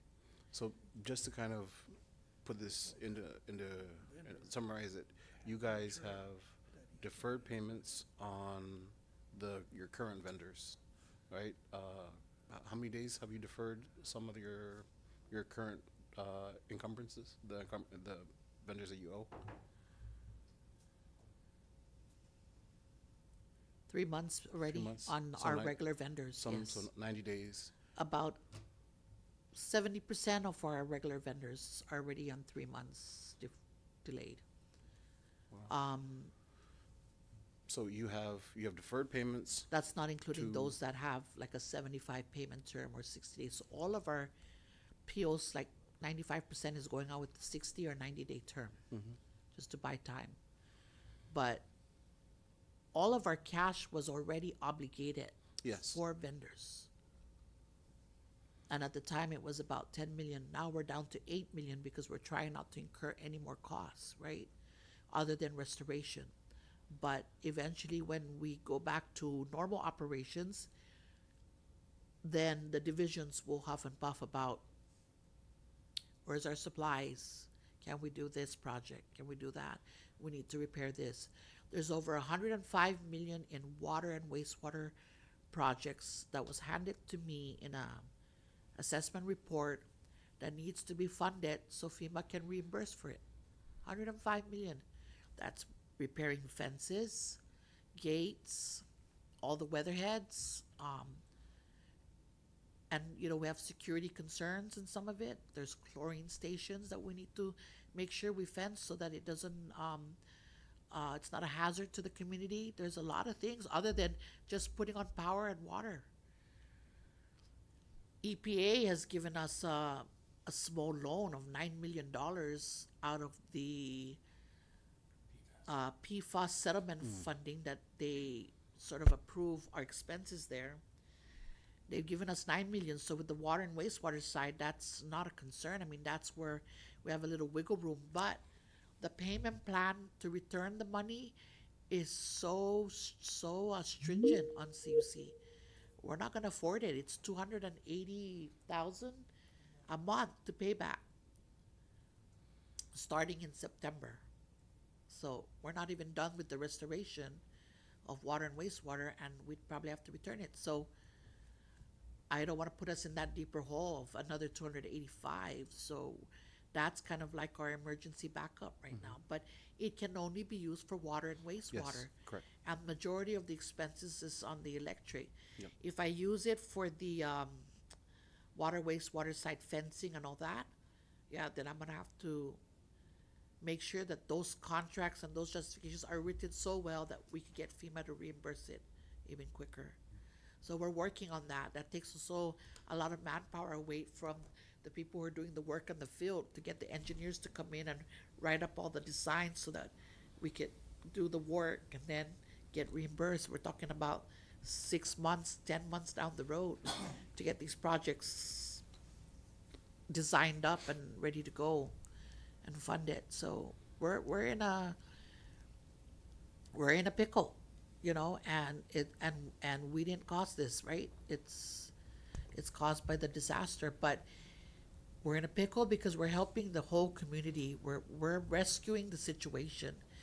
And really, I think, you know, the government and the legislators, if we got appropriations, you know, strictly for these projects, it would definitely relieve CUC. If we don't get this funding to be able to recover from FEMA, we will have no choice but to put this cost back into the rates, because FEMA's not reimbursing us. But if we're able to get it reimbursed by FEMA, then it doesn't impact the rates, right? So the little interest that we're so concerned about is minuscule to the rate, to the impact on the rates. Like bringing sand to the beach. Yeah. I believe Council Ernest had a comment. Yeah, if I could jump in. There's very little I can add, obviously. Chief Financial Officer Terlahi is obviously the subject matter expert. I just would like to say, however, that of particular concern to the legal department is the $9 million loan from the EPA. On one hand, it's CUC's money, so you would think we don't really have to repay it. It's ours. Let's just use it. But that money is actually spoken for under a court order, and it's due in September. And I would note that Judge Carter is the federal district judge who oversees those stipulated orders, and he is scheduled to be here in September. So of all the dire worries that our CFO has, the one that I'm most worried about is perhaps the one she's least worried about. And that's because we're going to have a federal district court judge wondering if we paid back the EPA, which the EPA allowed us in good faith to use money that was obligated under a federal court settlement for other funds. So CUC certainly is between a rock and a hard place, especially with what I would deem our own money. You know, it's subject to other, you know, federal court order. So that's all I'd really have to say, is that even when things look good, oh, we have an asset of $9 million. Well, that's already spoken for. And the federal, you know, the United States of America watches very closely. I mean, feel free to audit that. We have a federal district court judge going to be asking us about every penny of that. Now, I do not mean in any way to say that Judge Carter has been at all difficult in this recovery. He was among one of the very first people to get a hold of us, and he actually offered to fly in when we were in the midst of the Sinlaku, so the initial response. So he's been very accommodating, and there are people willing to help, but we are really in the rock and hard place portion of the uncomfortable position. I would like to take this time also to invite any member of the Senate or their staff and any other legislator who may be listening to the federal district court in September. We have nothing to hide, and that's all on the record, and you can see us be grilled by the Department of Justice and the Environmental Protection Agency and a federal district court judge, and the staff does a very good job, and we're of course very transparent and truthful, and as we always strive to be in all of our dealings. and we think that that would do go a very long way to dispelling a lot of the rumors. If you watch what the presentations we put on for the federal district court, you know, I'm very proud of what we do, and I'm very proud of what CUC has accomplished, and I'm proud to sit here and say that I do work for CUC, and I know we get a very bum rap. So please come to the federal district court in September and watch the proceedings, and maybe, you know, get some more information on which to base your decisions. Thank you. Well, thank you for that, Councilor Ernest. I'm sorry for interrupting. Oh, no, you're completely fine. I just have a couple of more questions, Chair, if you don't mind. Does CPUC have to authorize any loans before the legislature authorizes a loan for CUC? Yes. Any capital divestiture over $350,000 with minor exceptions, and that's subject to a long-standing CPUC order from, I believe, December 2008. So if it's over $350,000. Okay. So walking down this road where we get some kind of consensus and understanding with the other house, and a line of credit is authorized for CUC, that would then go to CPUC for approval? The approval of the specific loan terms, specific loan contract, yes, would require approval of the CPUC. Unless the legislature were to, in the law authorizing it, cut it out from the normal procedure. But the current law and the current procedure is that by order of our regulator, we would require CPUC approval. But they obviously answer to the legislature just as we do. We just happen to answer to them too. Yeah. So it depends on whatever strings the legislature wishes or whatever hoops the legislature requires. But as things stand now, I foresee that the loan would require CPUC approval. Thank you. Thank you. And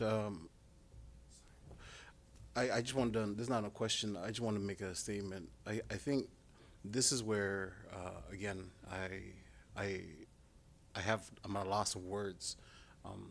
We're sitting on the precipice, right? We're on the edge of the cliff.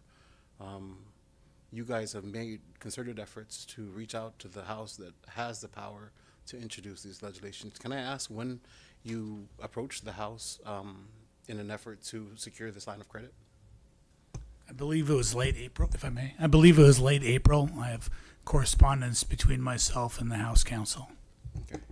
And so I know one of the individuals today doing a public comment had questions regarding terms and, you know, who's going to pay. I guess that's where the frustration for myself is born from, is that we can't even come to the table to begin the dialogue, right?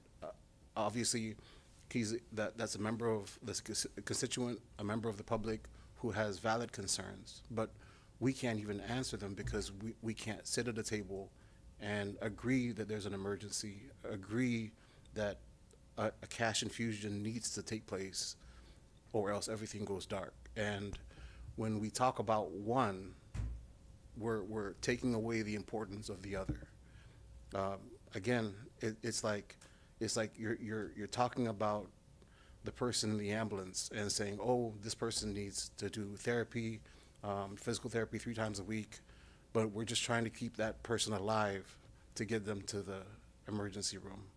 And that's where I think the disconnect and frustration is, for, at least for myself, I can't speak for the other members, is that we can't agree on the emergency, the literal cliff that we're about to roll off of, and the effects that it will have. So again, thank you for the information. I'm sure more questions will come around. I just wanted to share that we even had the White House refer CUC to a federal agency who has contacted us to help us in the form of a small grant, but more so a loan combined. But we can't avail of it because we don't have that authority. And the rural development, rural electric, is the federal entity and agency, and their interest is really low, and so they're offering to help us. They know we're in this crisis, and they're saying we could help you, but come back to us when you have that authority. So I've heard concerns about interest, deposits. I mean, honestly, these are like irrelevant matters, if you ask me. You know, to tell the people that we're going to use their funding, the funding's there for years. It's been there for the last 25 years. Never once have we denied a customer a refund of their security deposit. Never once. And that deposit was used in 2009 when we were in rolling blackouts and they needed to secure a line of credit for mobile. It was used. And as soon as we complied with the obligation of that fuel contract, the bank released the deposits. But the deposits were always there. It was never used. And the same thing is what I'm saying is the only reason why we're asking for the deposits is, of course, if you put a collateral, then your interest is lower. If you don't put a collateral, then we pay a higher interest. So you can't have both, right? So that's why I'm explaining this. But rural development, who's, you know, a federal agency, is offering us a loan to get us out of our crisis because of the disaster. But I can't even go any step further with them. They keep coming back asking us about things. We've even asked if we have a co-share, can the grant cover the co-share to help CUC situation? And they took effort to look into it. They've reached out to FEMA. We're copied in all of their correspondences. And these are just opportunities that we can use because it's the grant, first of all, would help reduce any debt. And would the grant help lower anything else that could benefit the people? Yes. And so these are things that we can't avail of because our hands are tied. And so I just wanted to point it out that, you know, we've got the White House recommending it through the OMB of the White House to USDA, and USDA reaching out to us. And we had a video conference with them twice. And it's just bottom line, we don't have authority. So I hope that that would be considered, because if you want low interest, that's one way to get low interest is the USDA rural electric loan. Could I ask, to the tune of what amount were they interested in authorizing? We talked about 19 million, and then they talked about an 8 million grant. Mm-hmm. So I think, in my thinking, I'm thinking it's combined. Mm-hmm. That 8 million is grant money, And then the balance would be a and loan. the 8 million, they're trying to help us see if that can cover our cost share with FEMA. So that if FEMA said you'd have to do the 25-75 cost share, Then that would cover the. yes, and so because they're saying that the 8 million would go to infrastructure. So I asked, I said, can it go to the infrastructure cost share that we're already incurring? And they said, well, let me see what we could do. So they put out an email to FEMA, and we were copied on that. So I know they're seriously looking into assisting us, except, you know, I just hope we're not wasting their time. Yeah. Thank you for that, Mr. Lai. Are you Chair? I just have a few questions. First of all, or it's actually more of a statement, and I'm glad you brought up the USDA rural development, because when I met with representatives from the USDA during my time in the House, I met with Mr. Joseph Diego in Guam, but I also met with other agencies, because USDA has several, and you can tap into each of those.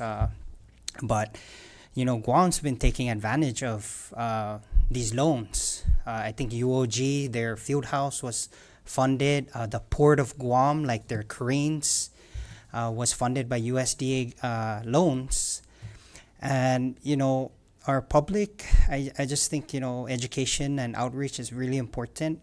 Just like today, I really thank UC for coming out and bringing out all this information, because there's good debt and there's bad debt. And in this case, what you're asking for is debt to invest into our infrastructure as much as possible, which we really need right now. that's going to lower the cost because it's going to be a waste if we don't get this funding to get the FEMA reimbursement. So it's like we're feeding three birds with one stone. So I applaud CUC for making that, or even the federal partners for reaching out. And, when they're making the offer, we need to move on it while, we need to ride the wave while it's at the peak and not wait till that offer is off the table. Thank you again, CUC, for giving us information on that. I just have two questions after that statement. Based on the lessons learned from these two previous, and maybe even the super typhoons before that, what legislative changes would strengthen our utility infrastructure? We already know the line of credit will help, but are there any other legislative changes that can help? So I think our legal counsel has some ideas that might be more of a legal issue, but we've presented this in many cases in terms of how the legislature could assist CUC in the long term. The first thing we always did was we identified our non-operating expenses, right? So CUC has an OPA fee that they pay every year of about $1 million. They have a CEDA dividend, which is about $1 million also. $2 million a year we pay, which has nothing to do with our operations. We have drafted legislation, I believe we submitted legislation to redirect these funds to purchasing of new generators. By purchasing new generators, it's pretty simple that we get more efficient generators, they'll be more fuel efficient. We would then be able to reduce the FAC, we would able to reduce the repair and maintenance on our current generators, and then we'd also be able to reduce the power purchase agreements that we have. So that's in front of us. And I've been lobbying for that for literally over a year now. I've asked possibly if, the legislature or the administration will consider the 702 funds that we have every year. Take a portion of that and buy a generator here or there. When you look at Saipan, and of course the staff could correct me if I'm wrong, I think right now we're peaking at under 40, right?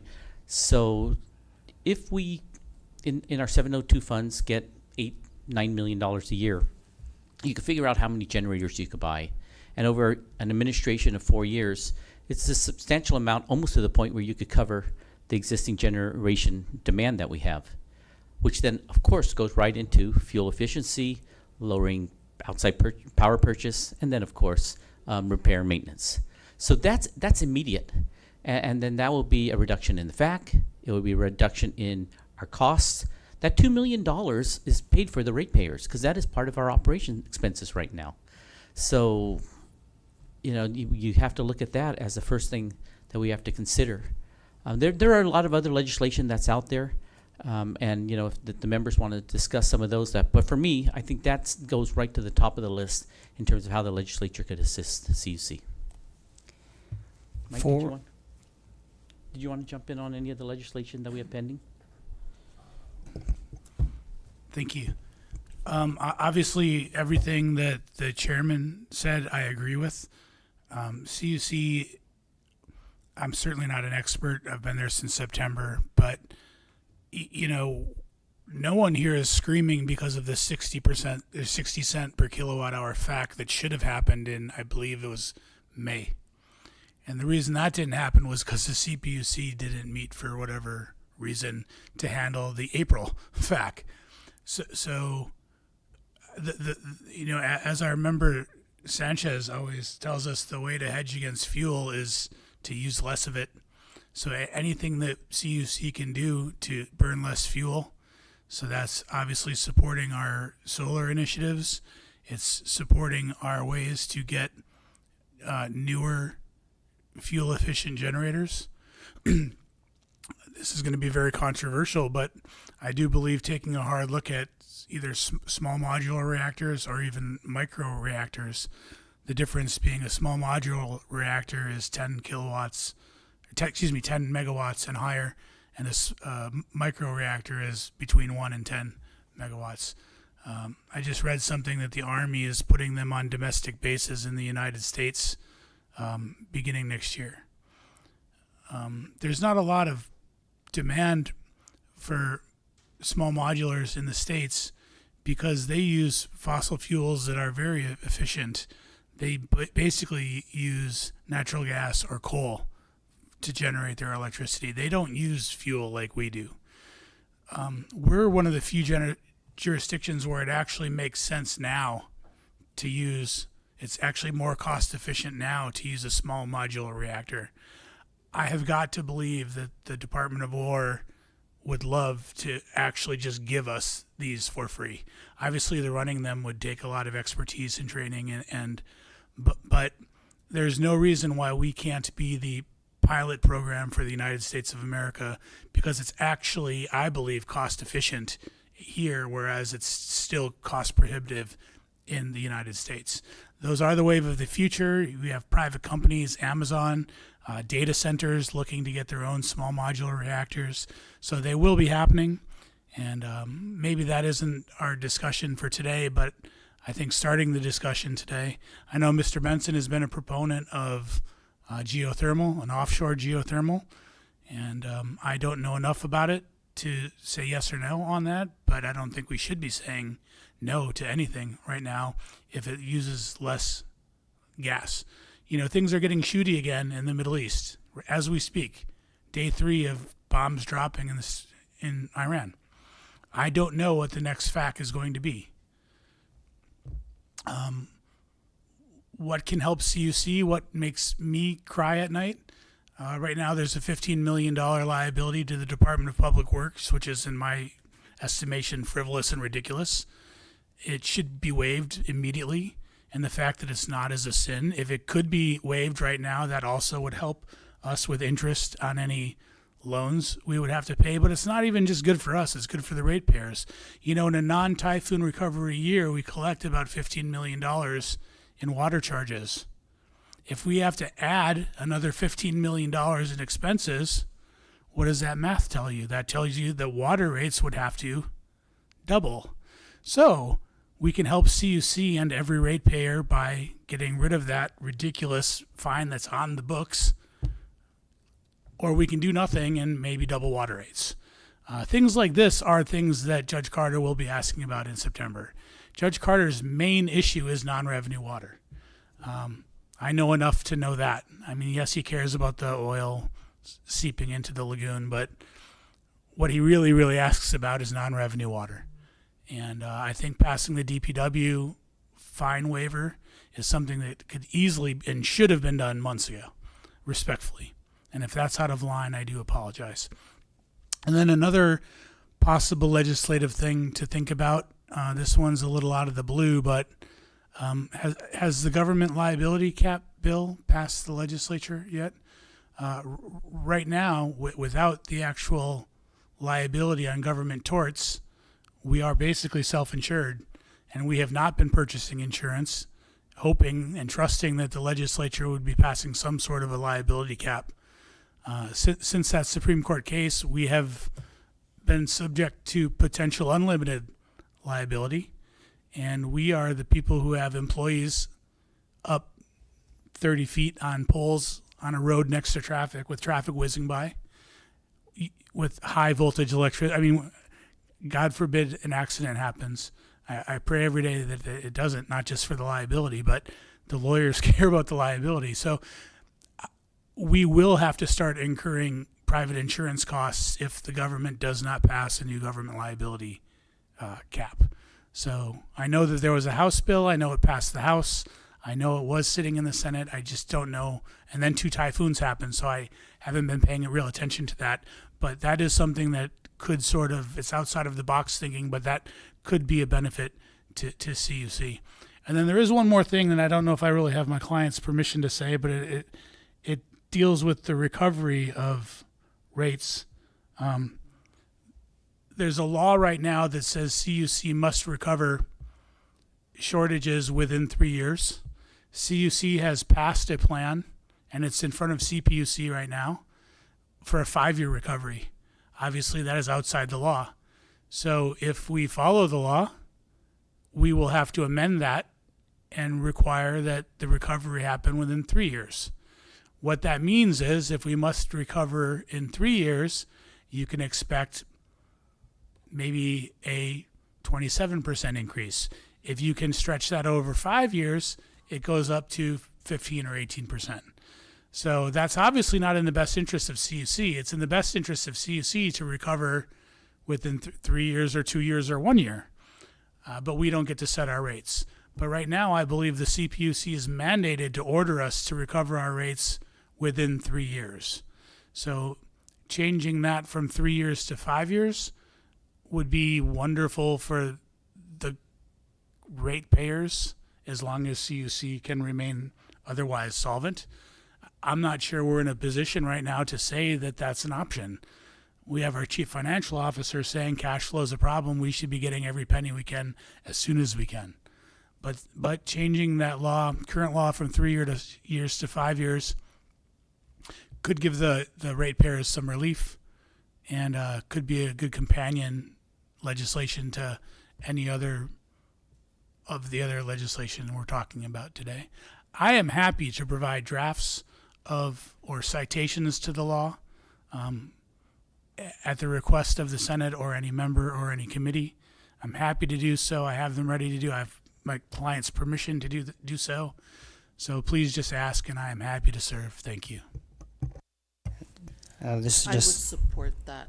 I would support it, although he's saying as of CFO, I might want to collect it sooner.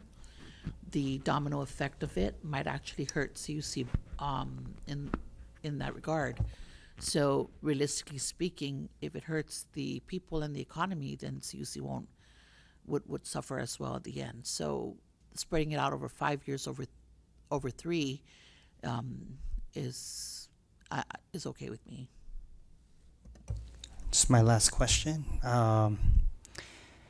It might not be as much, but for Saipan specifically, maybe another source is also reaching out to each precinct for some of the local funding that can assist, because I think majority of our community would agree that power and water restoration is pretty important. It's top of the list right now. So I know each precinct has some infrastructure funding, and this is infrastructure. So maybe that's another source that for the smaller projects that can help, maybe just the copper wire that was mentioned earlier, at least maybe all of the SNIOD members for Saipan, since it has the most recovery that needs to happen, can donate some of that. Not really donate because it's going back to the public, but can commit some of those funds for restoration. And with that, I would just like to recognize Senator Hofschneider for the second round. Thank you, Mr. Chairman. If I'm not in order, I'm out of order. Can I request for at least 5 minutes break, please? Short recess.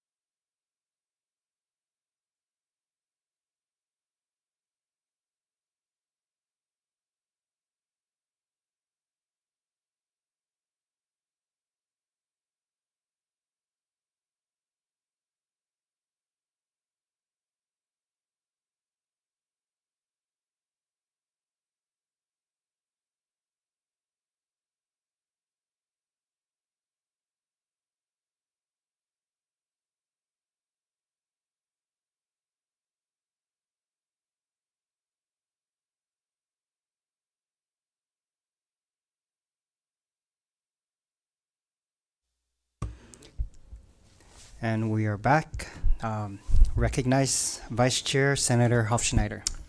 Thank you. Thank you again, Mr. Chairman. Good afternoon, CUC. And so I know that there was a conversation earlier about the state of the finances. Can you just restate that, Mr. Lahi? As far as the trend that we're going right now, and then it exacerbated into recovery for Rhoda's unfortunate situation with Bavi. Can you restate that? Where are we at as far as the gravity of your financing situation?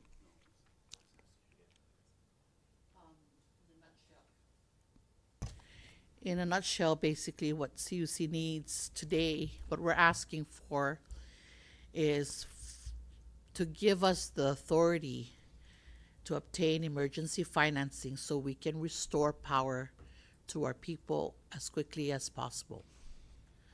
CUC has done its job, the people have done its job, CUC has done its job, and the government needs to do its part. So we're asking the legislature to please give us the authority because the people cannot wait any longer. They're frustrated. It's over 3 months, 90-some days without power is a long time, and they need their electricity today. So please help us help them. Okay. So,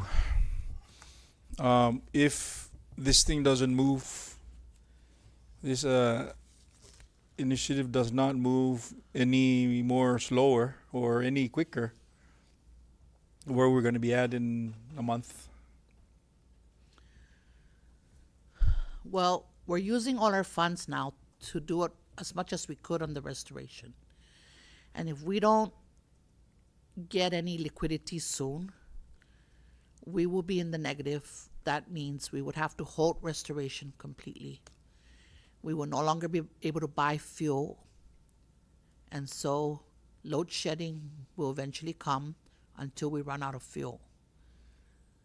That's the bottom line. We've used all our funding that's already obligated for vendors to cover this restoration to get people back online. And we still have 4,000 more customers to go on Saipan and 1,000 customers on Rhoda. On Tinian, there's still a couple hundred more. And we need to get everybody back online. And we need the liquidity to be able to keep operations and services going for the people of the CNMI. Okay. Thank you, Mr. Lai. So, Mr. Chairman, I'm going to get into the billing portion of this, Mr. Lai.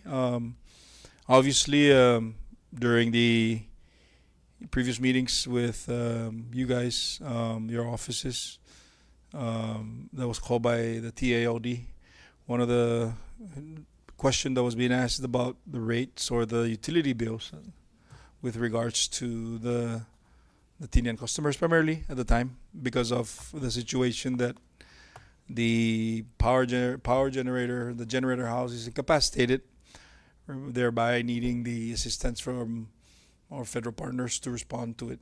And one of those elements is the fuel purchase, to which yourself and I believe a couple of other, I think it's the executive director had alluded to that the ratepayers of Tinian will not be asked to pay on specific times of that month, wherever that period is. So can you reiterate on that so that we can have a better understanding, the ratepayers have a better understanding as to what to expect, what to not expect, and where are we at today as far as that's concerned? So because FEMA is providing the fuel to power up the generators of 249, it is in their regulation that we cannot bill customers. We bill customers using measurements of kilowatt hours as well for non-fuel. Non-fuel charges cover the cost of the personnel, which is the line crew that run the power distribution system. It covers the engineers. It covers the administrative side, some of HR, some training, the office lease, the administrative staff, things like that. That's the non-fuel. And what is the residential rate of that? That is by tier. So the more you use, the more you pay. Okay. Okay. The second tier is about 9 cents, and the first tier is about 2 cents. So the first 250 kilowatt hours is 2.1 cent, and the next 850 kilowatt hours is 9.7 cents. Anything after that is 15 cents. But most of our residential stay within the first two tiers. Okay. So, nonetheless, FEMA came back and said, we can't bill anything except anything that's fixed. So, they said you can bill the monthly customer charge, but you can't bill the other charges. So, What's the monthly customer charge? it's $7 for residential Okay. and $10 for commercial. And I believe it's 10 also for government, but I might be wrong. Might Okay. be 10.60 or. And so that's the portion that we bill, is the fixed charge on the customer's bill. However, when the disaster hit, it affected our billing system because we didn't get back into work until it was all clear 2 weeks later. Meter readers went and read, so some of it was delayed readings. So there was a lot of manual calculations on prorating the number of days to the number of kilowatt hours to the number of days. And then in the middle of May, CPUC approved our new rate for fuel. And so when customers started to get energized, let's say on May 12, and the fuel rate changed on May 15, and your reading is from April to May, it's gonna disproportion the kilowatt hours, right? Because you have a rate change in the middle of the month. Normally it's on the first of the month. And vice versa. If you were energized in April and then the rate changed on May 15 and your reading date is May 20, you only have 5 days at the higher rate. But then all that usage will prorate into the 5 days because it averages it out per day. So our billing department had to do things manually. And so because of that, the bills went out late, which we told them we'd rather get it out late and get it more accurate. So the bills went out late. And so when people got their bills in June, it's really for the pre-storm usage and or May's usage. So people were thinking we're getting a bill in June or July, but if you look at the dates of the readings, it was either pre-storm or right after that. For Tiniam, there should have been no billing after April 14 when the whole island went out, except for the monthly customer charge. But for Saipan, a lot of people were saying, I don't even have power and I got a bill. Or I got a disconnect notice, which that didn't go out to 2 months after, but the disconnect notices started going out when majority of the customers were already online. And the disconnect notices would have applied to the April consumption, March-April consumption. Which, trying to explain all this, is also goes to show that the lag in collection, we're collecting for March and April in July, right? So that hurts our financial situation as well. And likewise, when the fuel rate goes up, we don't collect 260 days after. So there's a disparity between what we collect and what we have to pay at that time. So, or purchasing the fuel at the time. So if anyone feels that their bill is incorrect or they feel that they shouldn't have been billed for that period, then I highly recommend that they go see our customer service. It hasn't been busy. I've been looking at the cameras downstairs and I see 1 or 2 people in line. Tinian told me that it's not that busy and Rhoda right now has no customers, but go in because our staff are there. They know how we manually did these things and they know how to fix a bill if they feel that there's a problem with it. But for the most part, majority of the bills went out accurately. There might be a handful that some of them have problems with their bills because when they installed their generators, they installed it before the meter. And so some are like, we don't even have power yet. We're still in generator, but we got a bill. And I'm saying, we'll send someone there to verify. And the meter the generator's installed before the meter. So in that case, the meter will register your usage. And we read a lot of our meters AMI online. So when we read that meter, the system doesn't know that it's a generator supplying the house power until the customer says on Facebook, I don't even have power yet and I got a bill. But really, at the end of the day, it's generators are being installed now quickly. It really should be installed after the meter, not before the meter. If you're installing it before the meter, you're touching CUC side, which is a violation So you, of any. you basically, instead of upstream or downstream, you went into the bunkhouse, basically. Right. Okay, all right. Thanks for mentioning that. How can you articulate the difference in the application of the billing between the Nighthawks and the postpaid meters? So How is this going to be? Because some ratepayers are wondering why they load their prepaid meters and it looks like it's going to be 30 days or whatever the rate is, right. but it got sucked into the first 3 days. They're I don't know if the appropriate for me to say this, they freaked out. Yeah. They said, no, So- so. Because we were without power for some time, right? Let's say 30 days, for this example. Okay. And you load up money onto your prepay account, it's taking the 30 days that you had no usage. And so it's going to say, okay, you only use about 30 cents a day because that's the monthly customer charge.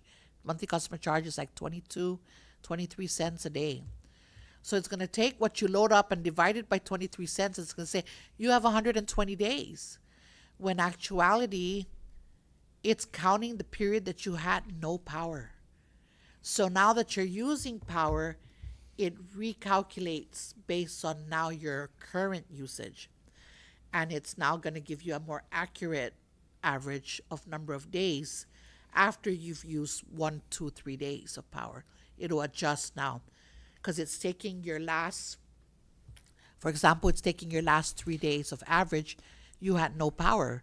So it's going to say, oh, you only pay monthly customer charge. So you have 120 days. And then within 24 hours, it's going to readjust to that 24 hours plus the 2 days without power until it gives you, on the third day, you're going to start seeing now the correct number of days. And this is everything prepay. For the prepaid? Yes. Okay, what about the post? The post pay, it's manually being calculated. But right now for Tinian, there should be no charges, only the monthly customer charge. Now, the 249th group or the 249 Onyx, I'm not sure if I'm saying it right, but based on the communication that I saw, they restored CUC's tank to its back to its pre-storm level. And the agreement was that they would restore that and CUC would take over the power. But according to Evelyn, they have not turned it over to CUC. So as of the date I spoke to her yesterday morning, I told her to confirm that, because if we're providing the power now, then we take over the billing. And so Can you repeat that? I'm sorry, because that's a lot of moving Okay. parts there. So when you're saying you're going to Once- take over 249, is that the O&M of 249? not the O&M, but the fueling. The fueling. Yes. So when CUC when I'm sorry, Miss Betty. So April 14. Fast forward to when? April 30? I mean June 30 is the last billing. it should have ended on June 30, but it did not. So that means Tinian's getting another week or two of no no FAC. cost power. Yeah. Yes. Right. On the FAC and on the non-fuel. Okay. Okay. So when can we know? I have emailed on the matter and I have not received a response yet, because the agreement was between FEMA and CUC. The people on Tinian, they're not sure what's going on too. So, I mean, I shouldn't say that. They're not familiar with the agreement, but the agreement says up to the end of June. And so they returned our fuel, which is why it flagged me that they're ready to turn it over. And so I asked Evelyn, but Evelyn said that they're not sure. So I sent an email to the person that we work with here on that agreement, and I have yet to receive a response. But I'm letting them know that if we're taking over, we need to know, because we need to put our contract in place, which is ready to go for the fuel delivery, because Sure. it's not coming from the fuel line in, for the 249. Can I just ask something, Ms. Betty, and for the purpose of the ratepayers, instead of like tag your it, kalanzi mahongang ne? Yeah. If there is this such agreement, because right now it's June 30, now it's pending and it's still under the assumption that it should be free, right? Flat rate, or The monthly charge. yeah. So respectfully, if I can ask your office or your PIO to, or with your negotiation, allow for at least a 1 week lag so that people can prepare, or whatever, 3 to 1, instead of like masanganyo pago, then tomorrow you're gonna just do it, so that our ratepayers can continue to be informed, no? Because I understand that there's a lot on your plate, but at the same time, they also trying to adjust with the new normal. I think if so, what's going so the how do I say this? So if our federal partners approve the cost share with the entire CNMI, does that include, I'm assuming now that includes the cost share for the power generation as well on the island of Tinian, and as far as the generator is concerned? Is that the correct assumption to draw? Well, we're not paying for any of the cost of the generators there. Okay. That is completely provided by FEMA. Right. Because of the fact that the generators are not there. But, and I agree with you, we'll put out a notice to give people heads up, so that as soon as we get the word from FEMA that we're taking over, they've had advance notice. So Yeah. we'll do that right away. Yeah, As and- for the cost share, once the 249 demobilizes and leaves Tinian, we take over, and we're working on an agreement with FEMA so that we could get not really with FEMA, we're working on it from CUC. So there's 2 contracts that we have on our table that is a financial concern at this time. Mhm. One is the grid restoration work, and the other one is the temporary power plant generation for Tinian. Then the mid to long term, no? Yes, correct. So And so there's already a recommendation that the structure, that they do not recommend that we rebuild from the structure there. They recommend that we build a new power plant for Tinian. okay, so in the case of, obviously, if there is a misstep, unintended misstep of billing, obviously you're not in a business to give cash reimbursement to your ratepayers, but how does that typically happen? Do you give credit? We give credits on their accounts. So I know that in the very beginning, when the disaster happened and we had an island-wide, all islands, Saipan, Tinian, and Rhoda, their prepay continued to bill because it doesn't know that we have an island-wide outage, right? And so what we did on the second day was we turned it off. Not the first day, that was the storm, and the second day we turned it off. But in our system, it takes 24 hours for the new rates to go into effect. And so when we turned it off, it means the rate is 0. So it took effect on the 30th. So people got 3 days of 23 or 24 cents. So people would say, why am I still getting billed when we have no power? But what it is it's not billing you for consumption. It's billing you for the fixed monthly customer charge on your prepay. Okay. So But for those accounts, we did commit that we would reverse those 3 days because the other customers on the post-pay did not get billed for that monthly customer charge. okay, so on a typical response time, sans this emergency situation that what is the timetable as far as reversing that or even notification to the customer as far as billing is concerned? We did put out a notice on that, and that Okay. we did say that if there's any charges that did bill, it would be reversed. Okay. It's 69 cents, maybe 67 cents, For every, for every prepaid customer that was billed that amount. okay. It's a matter of downloading the system and putting it on. It's just our manpower has been redirected Sure. to deal with the manual entries of the actual billings. Yeah. Okay, and thank you. And I'm gonna yield on that particular question, but I would continue to advocate that. I follow the announcements, and I appreciate that. You know, you guys give very prevalent in terms of the recovery and all that. But can we also consider putting together a FAQs on some of this confusion or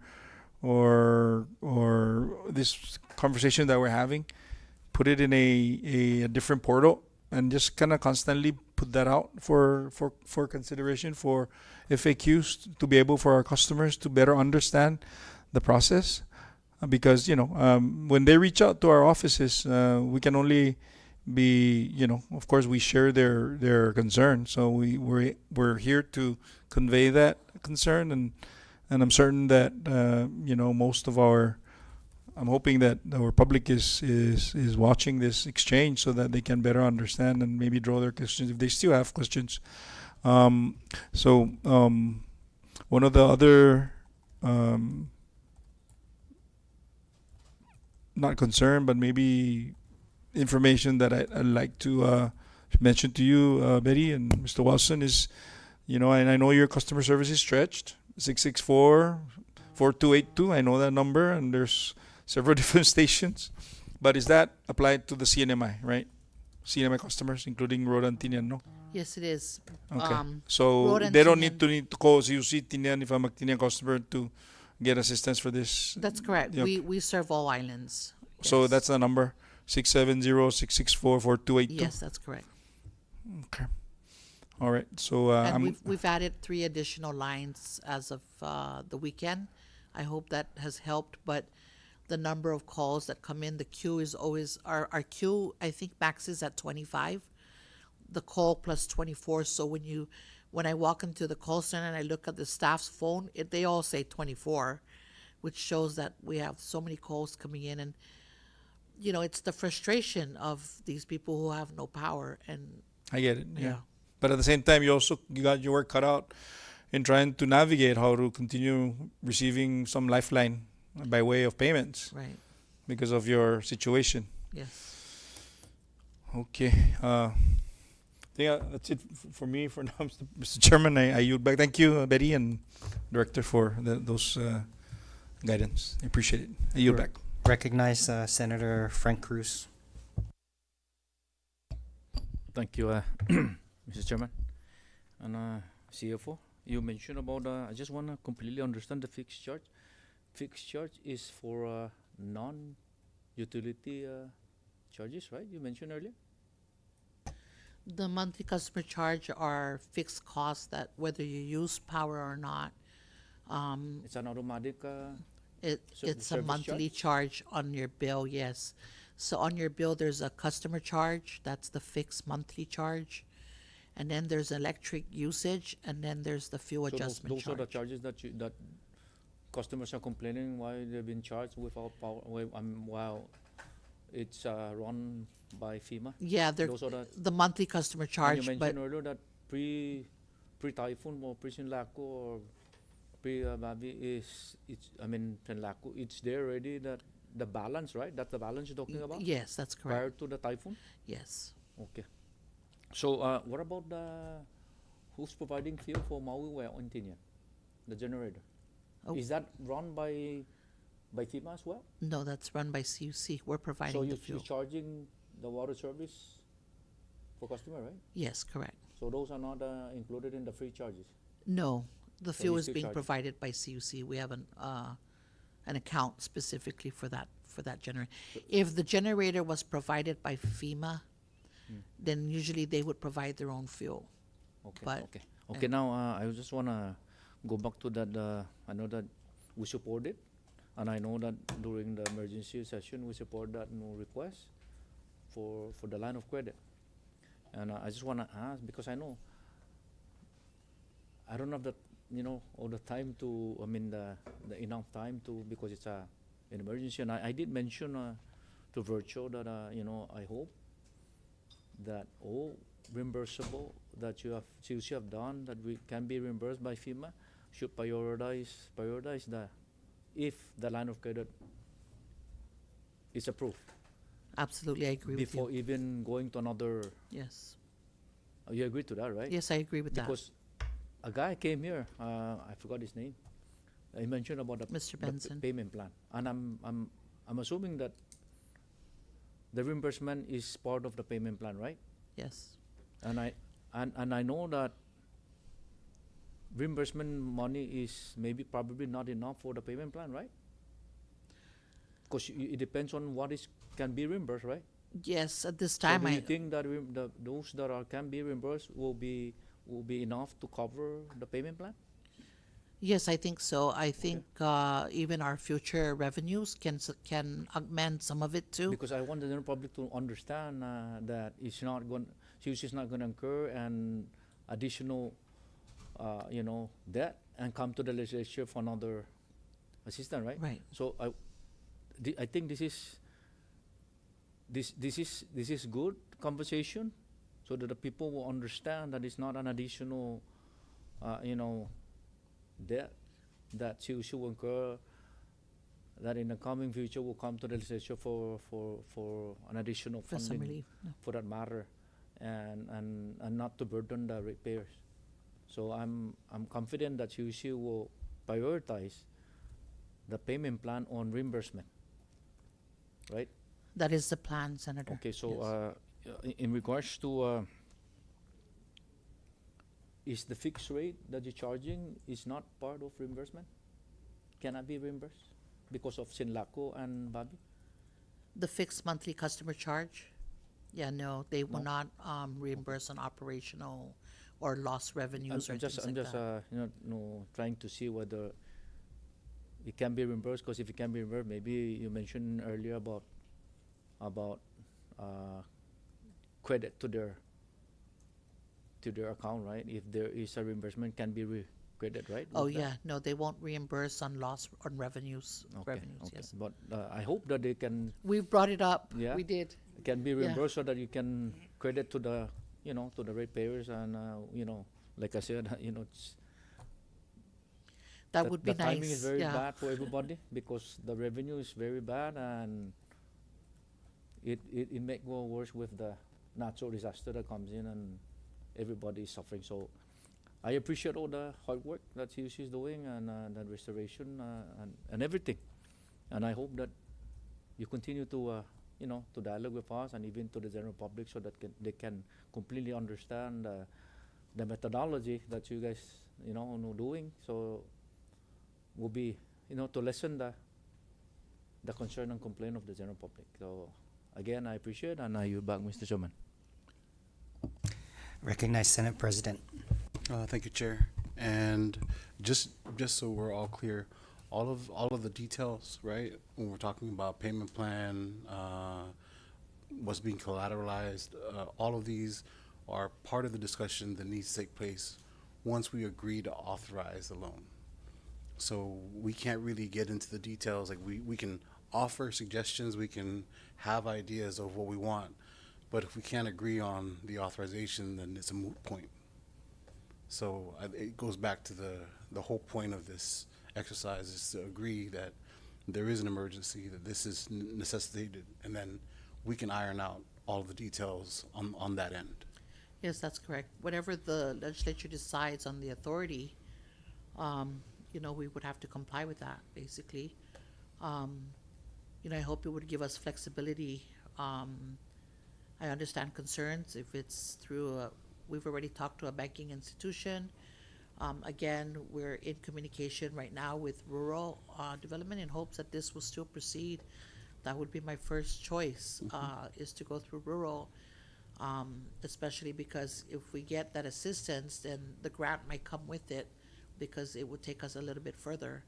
And that's what they want to do. They want to help us, you know. So, and absolutely agree. To not raise the rates, we'd have to use our reimbursements to pay the loan, because that's why we're getting reimbursed, is for the cost of it. So if it came from a loan, then it only makes sense that the reimbursements would pay the loan off. Yeah.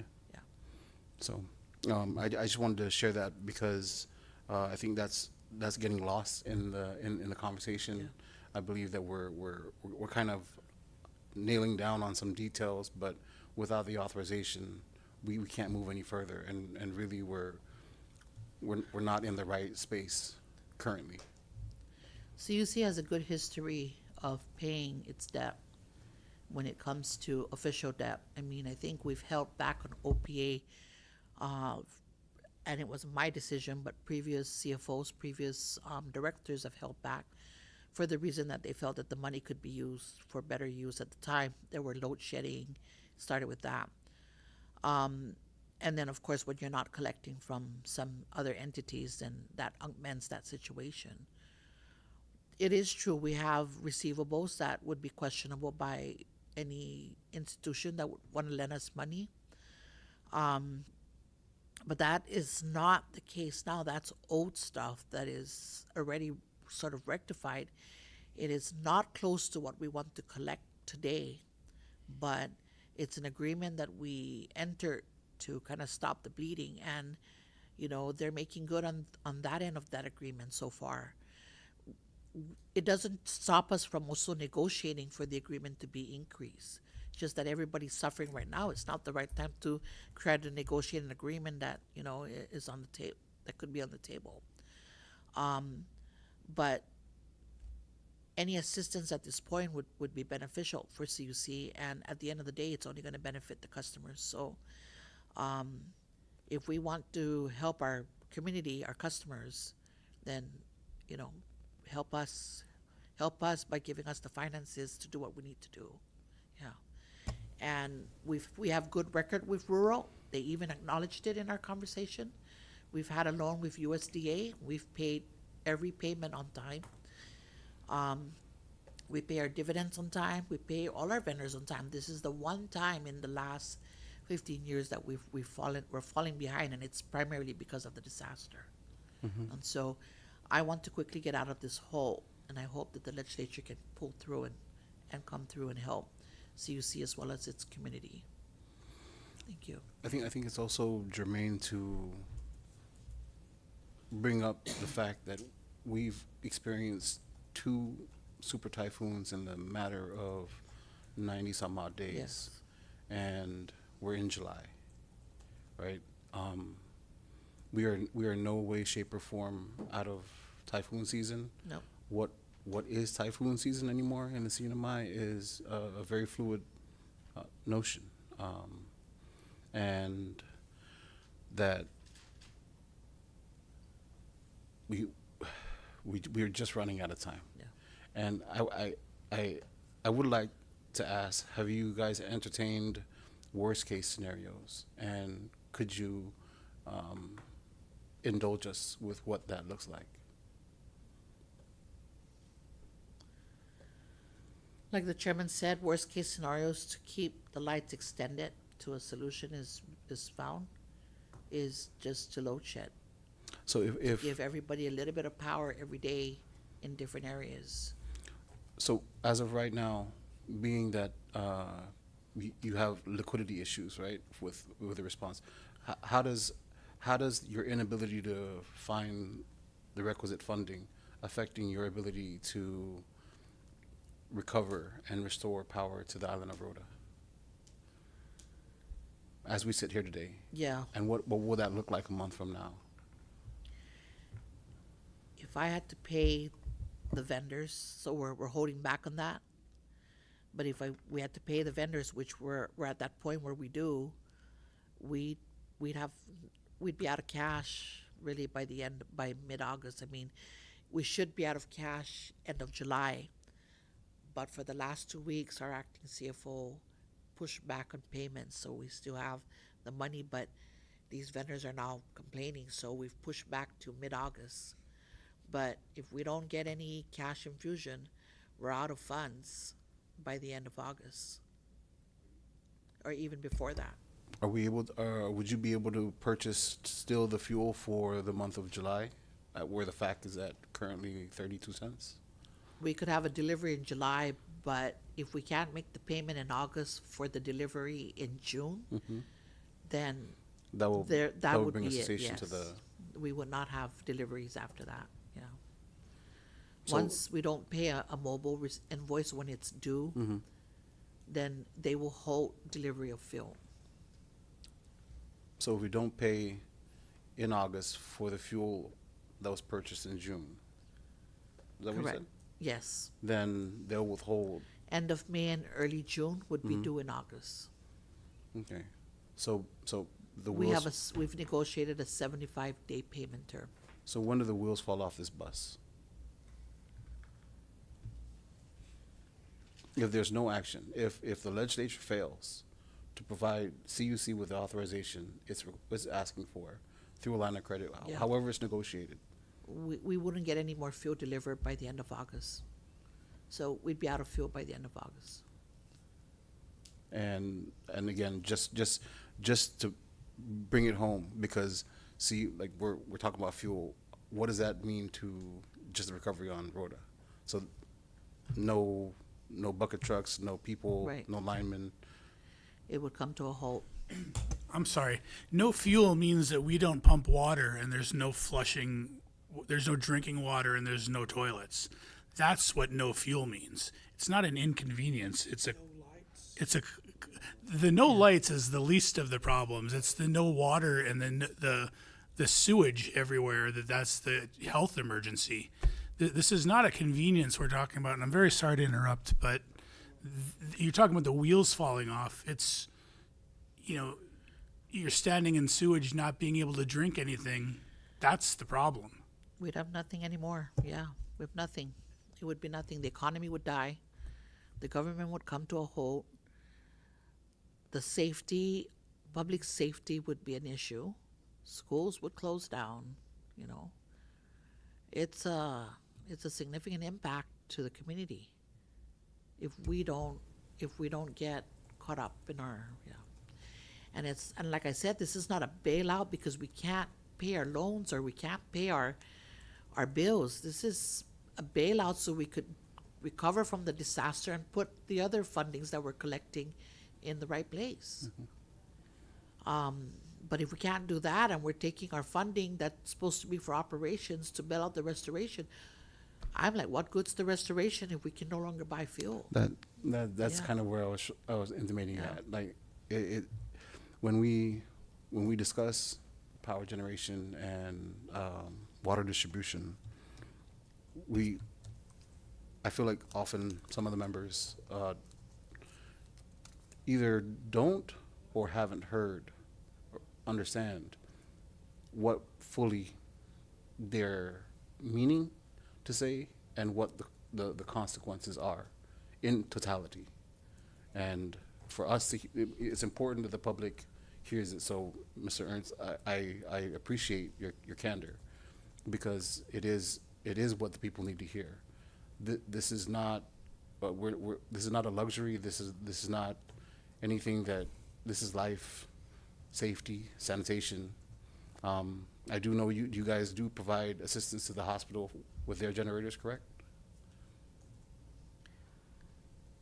Yes, we provide some technical assistance.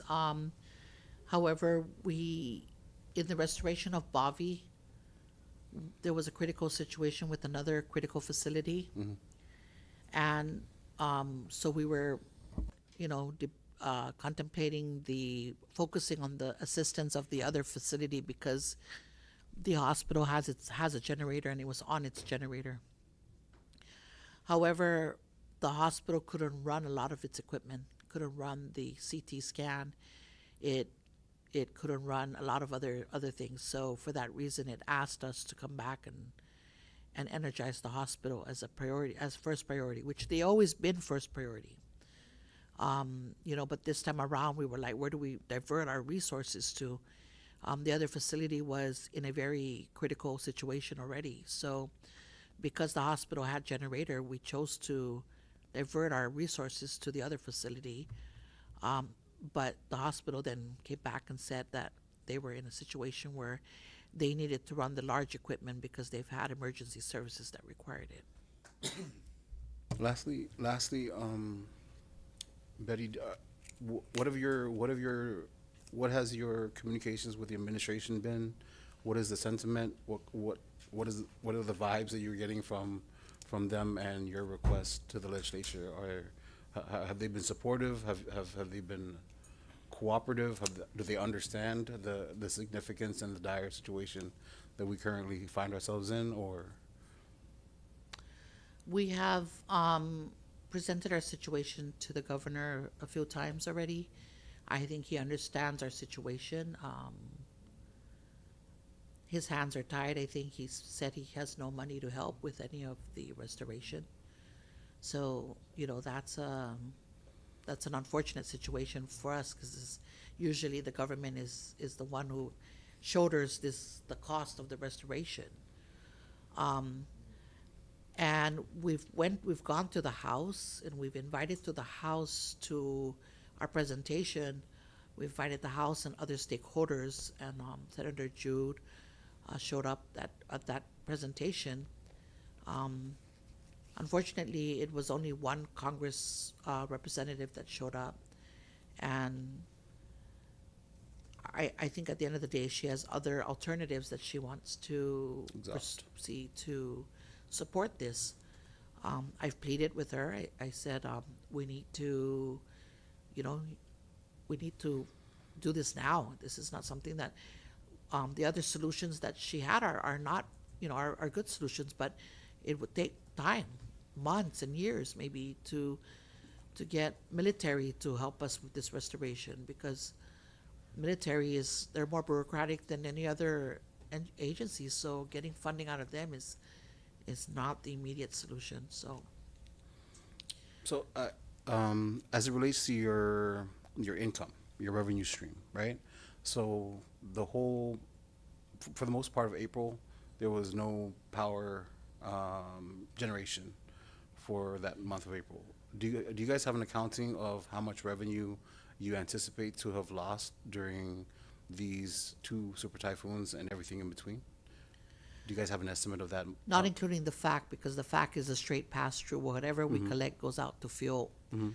But the FAC at that month would have been about 5 million. And so not including FAC, just the non-fuel is a little over 4 to 5 million. That's the loss that we incurred for operational use. From April through July to date? No, just for the month of April. And do you guys have an assessment or analysis For the month of May. Or May, June? Yes. Because I know, like you said, 60%, about 60% of the power has been restored to Saipan. Is that number incorrect? For Saipan, it's a little higher than that. We're at Okay. about 72% today. 72%? But it's still 4,000 customers without power as of July 1st that I last checked. So A little what- under 4 maybe by now, but So, would you be able to provide the committee with an estimate of your overall revenue loss sure, we can do that. from the beginning of Sinlaku through Bavi? Okay. At least through today. Yes. And we then can that do way, we can have an understanding, because I think there are some concerns on how, again, it's difficult because we're talking about a loan authorization, and then also the fact that you guys have not been able to capture revenue because of the situation. So it's like, how do we marry the two? How do we make sure that you guys, or whatever agreement we hopefully can make, is something that addresses all of your needs, and as well as the revenue loss that would have helped you guys pay for Yes. the loan. So that was one of the issues that were brought up, and Okay. I wanted to I share can that with provide you. that this week. Thank you. Yes. Thank you. Ayo, Chair. Recognize Vice Chair Hofschneider. Thank you, Mr. Chairman, and just to kind of piggyback on the President's line of questioning, Ms. Terlai, what would also help is your, the just the briefest or the figures that you've been collecting and that what are the where you're at today as far as how much you've lost as a result. And then I think the most important one is the burning, how much how much cash or funds are you burning because of this recovery? Because if I understand it correctly, you're not getting any like direct financial impact. Financial support from the administration, correct? That is correct. So Everything is CUC. CUC. Everything's coming out of So CUC. you're front loading. CUC has been front loading this right, from the get go. Yes. And I think my recollection serves me right, it was a different story in U2, correct? Yes, that's correct. Yeah. Okay. So at this juncture right now, what's your how much financial obligations are you burning every week or every month?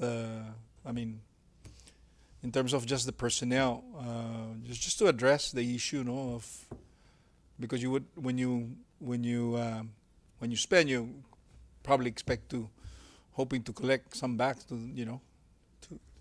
continue service. Is it a fair statement or fair question to ask at this time, Mr. Watson?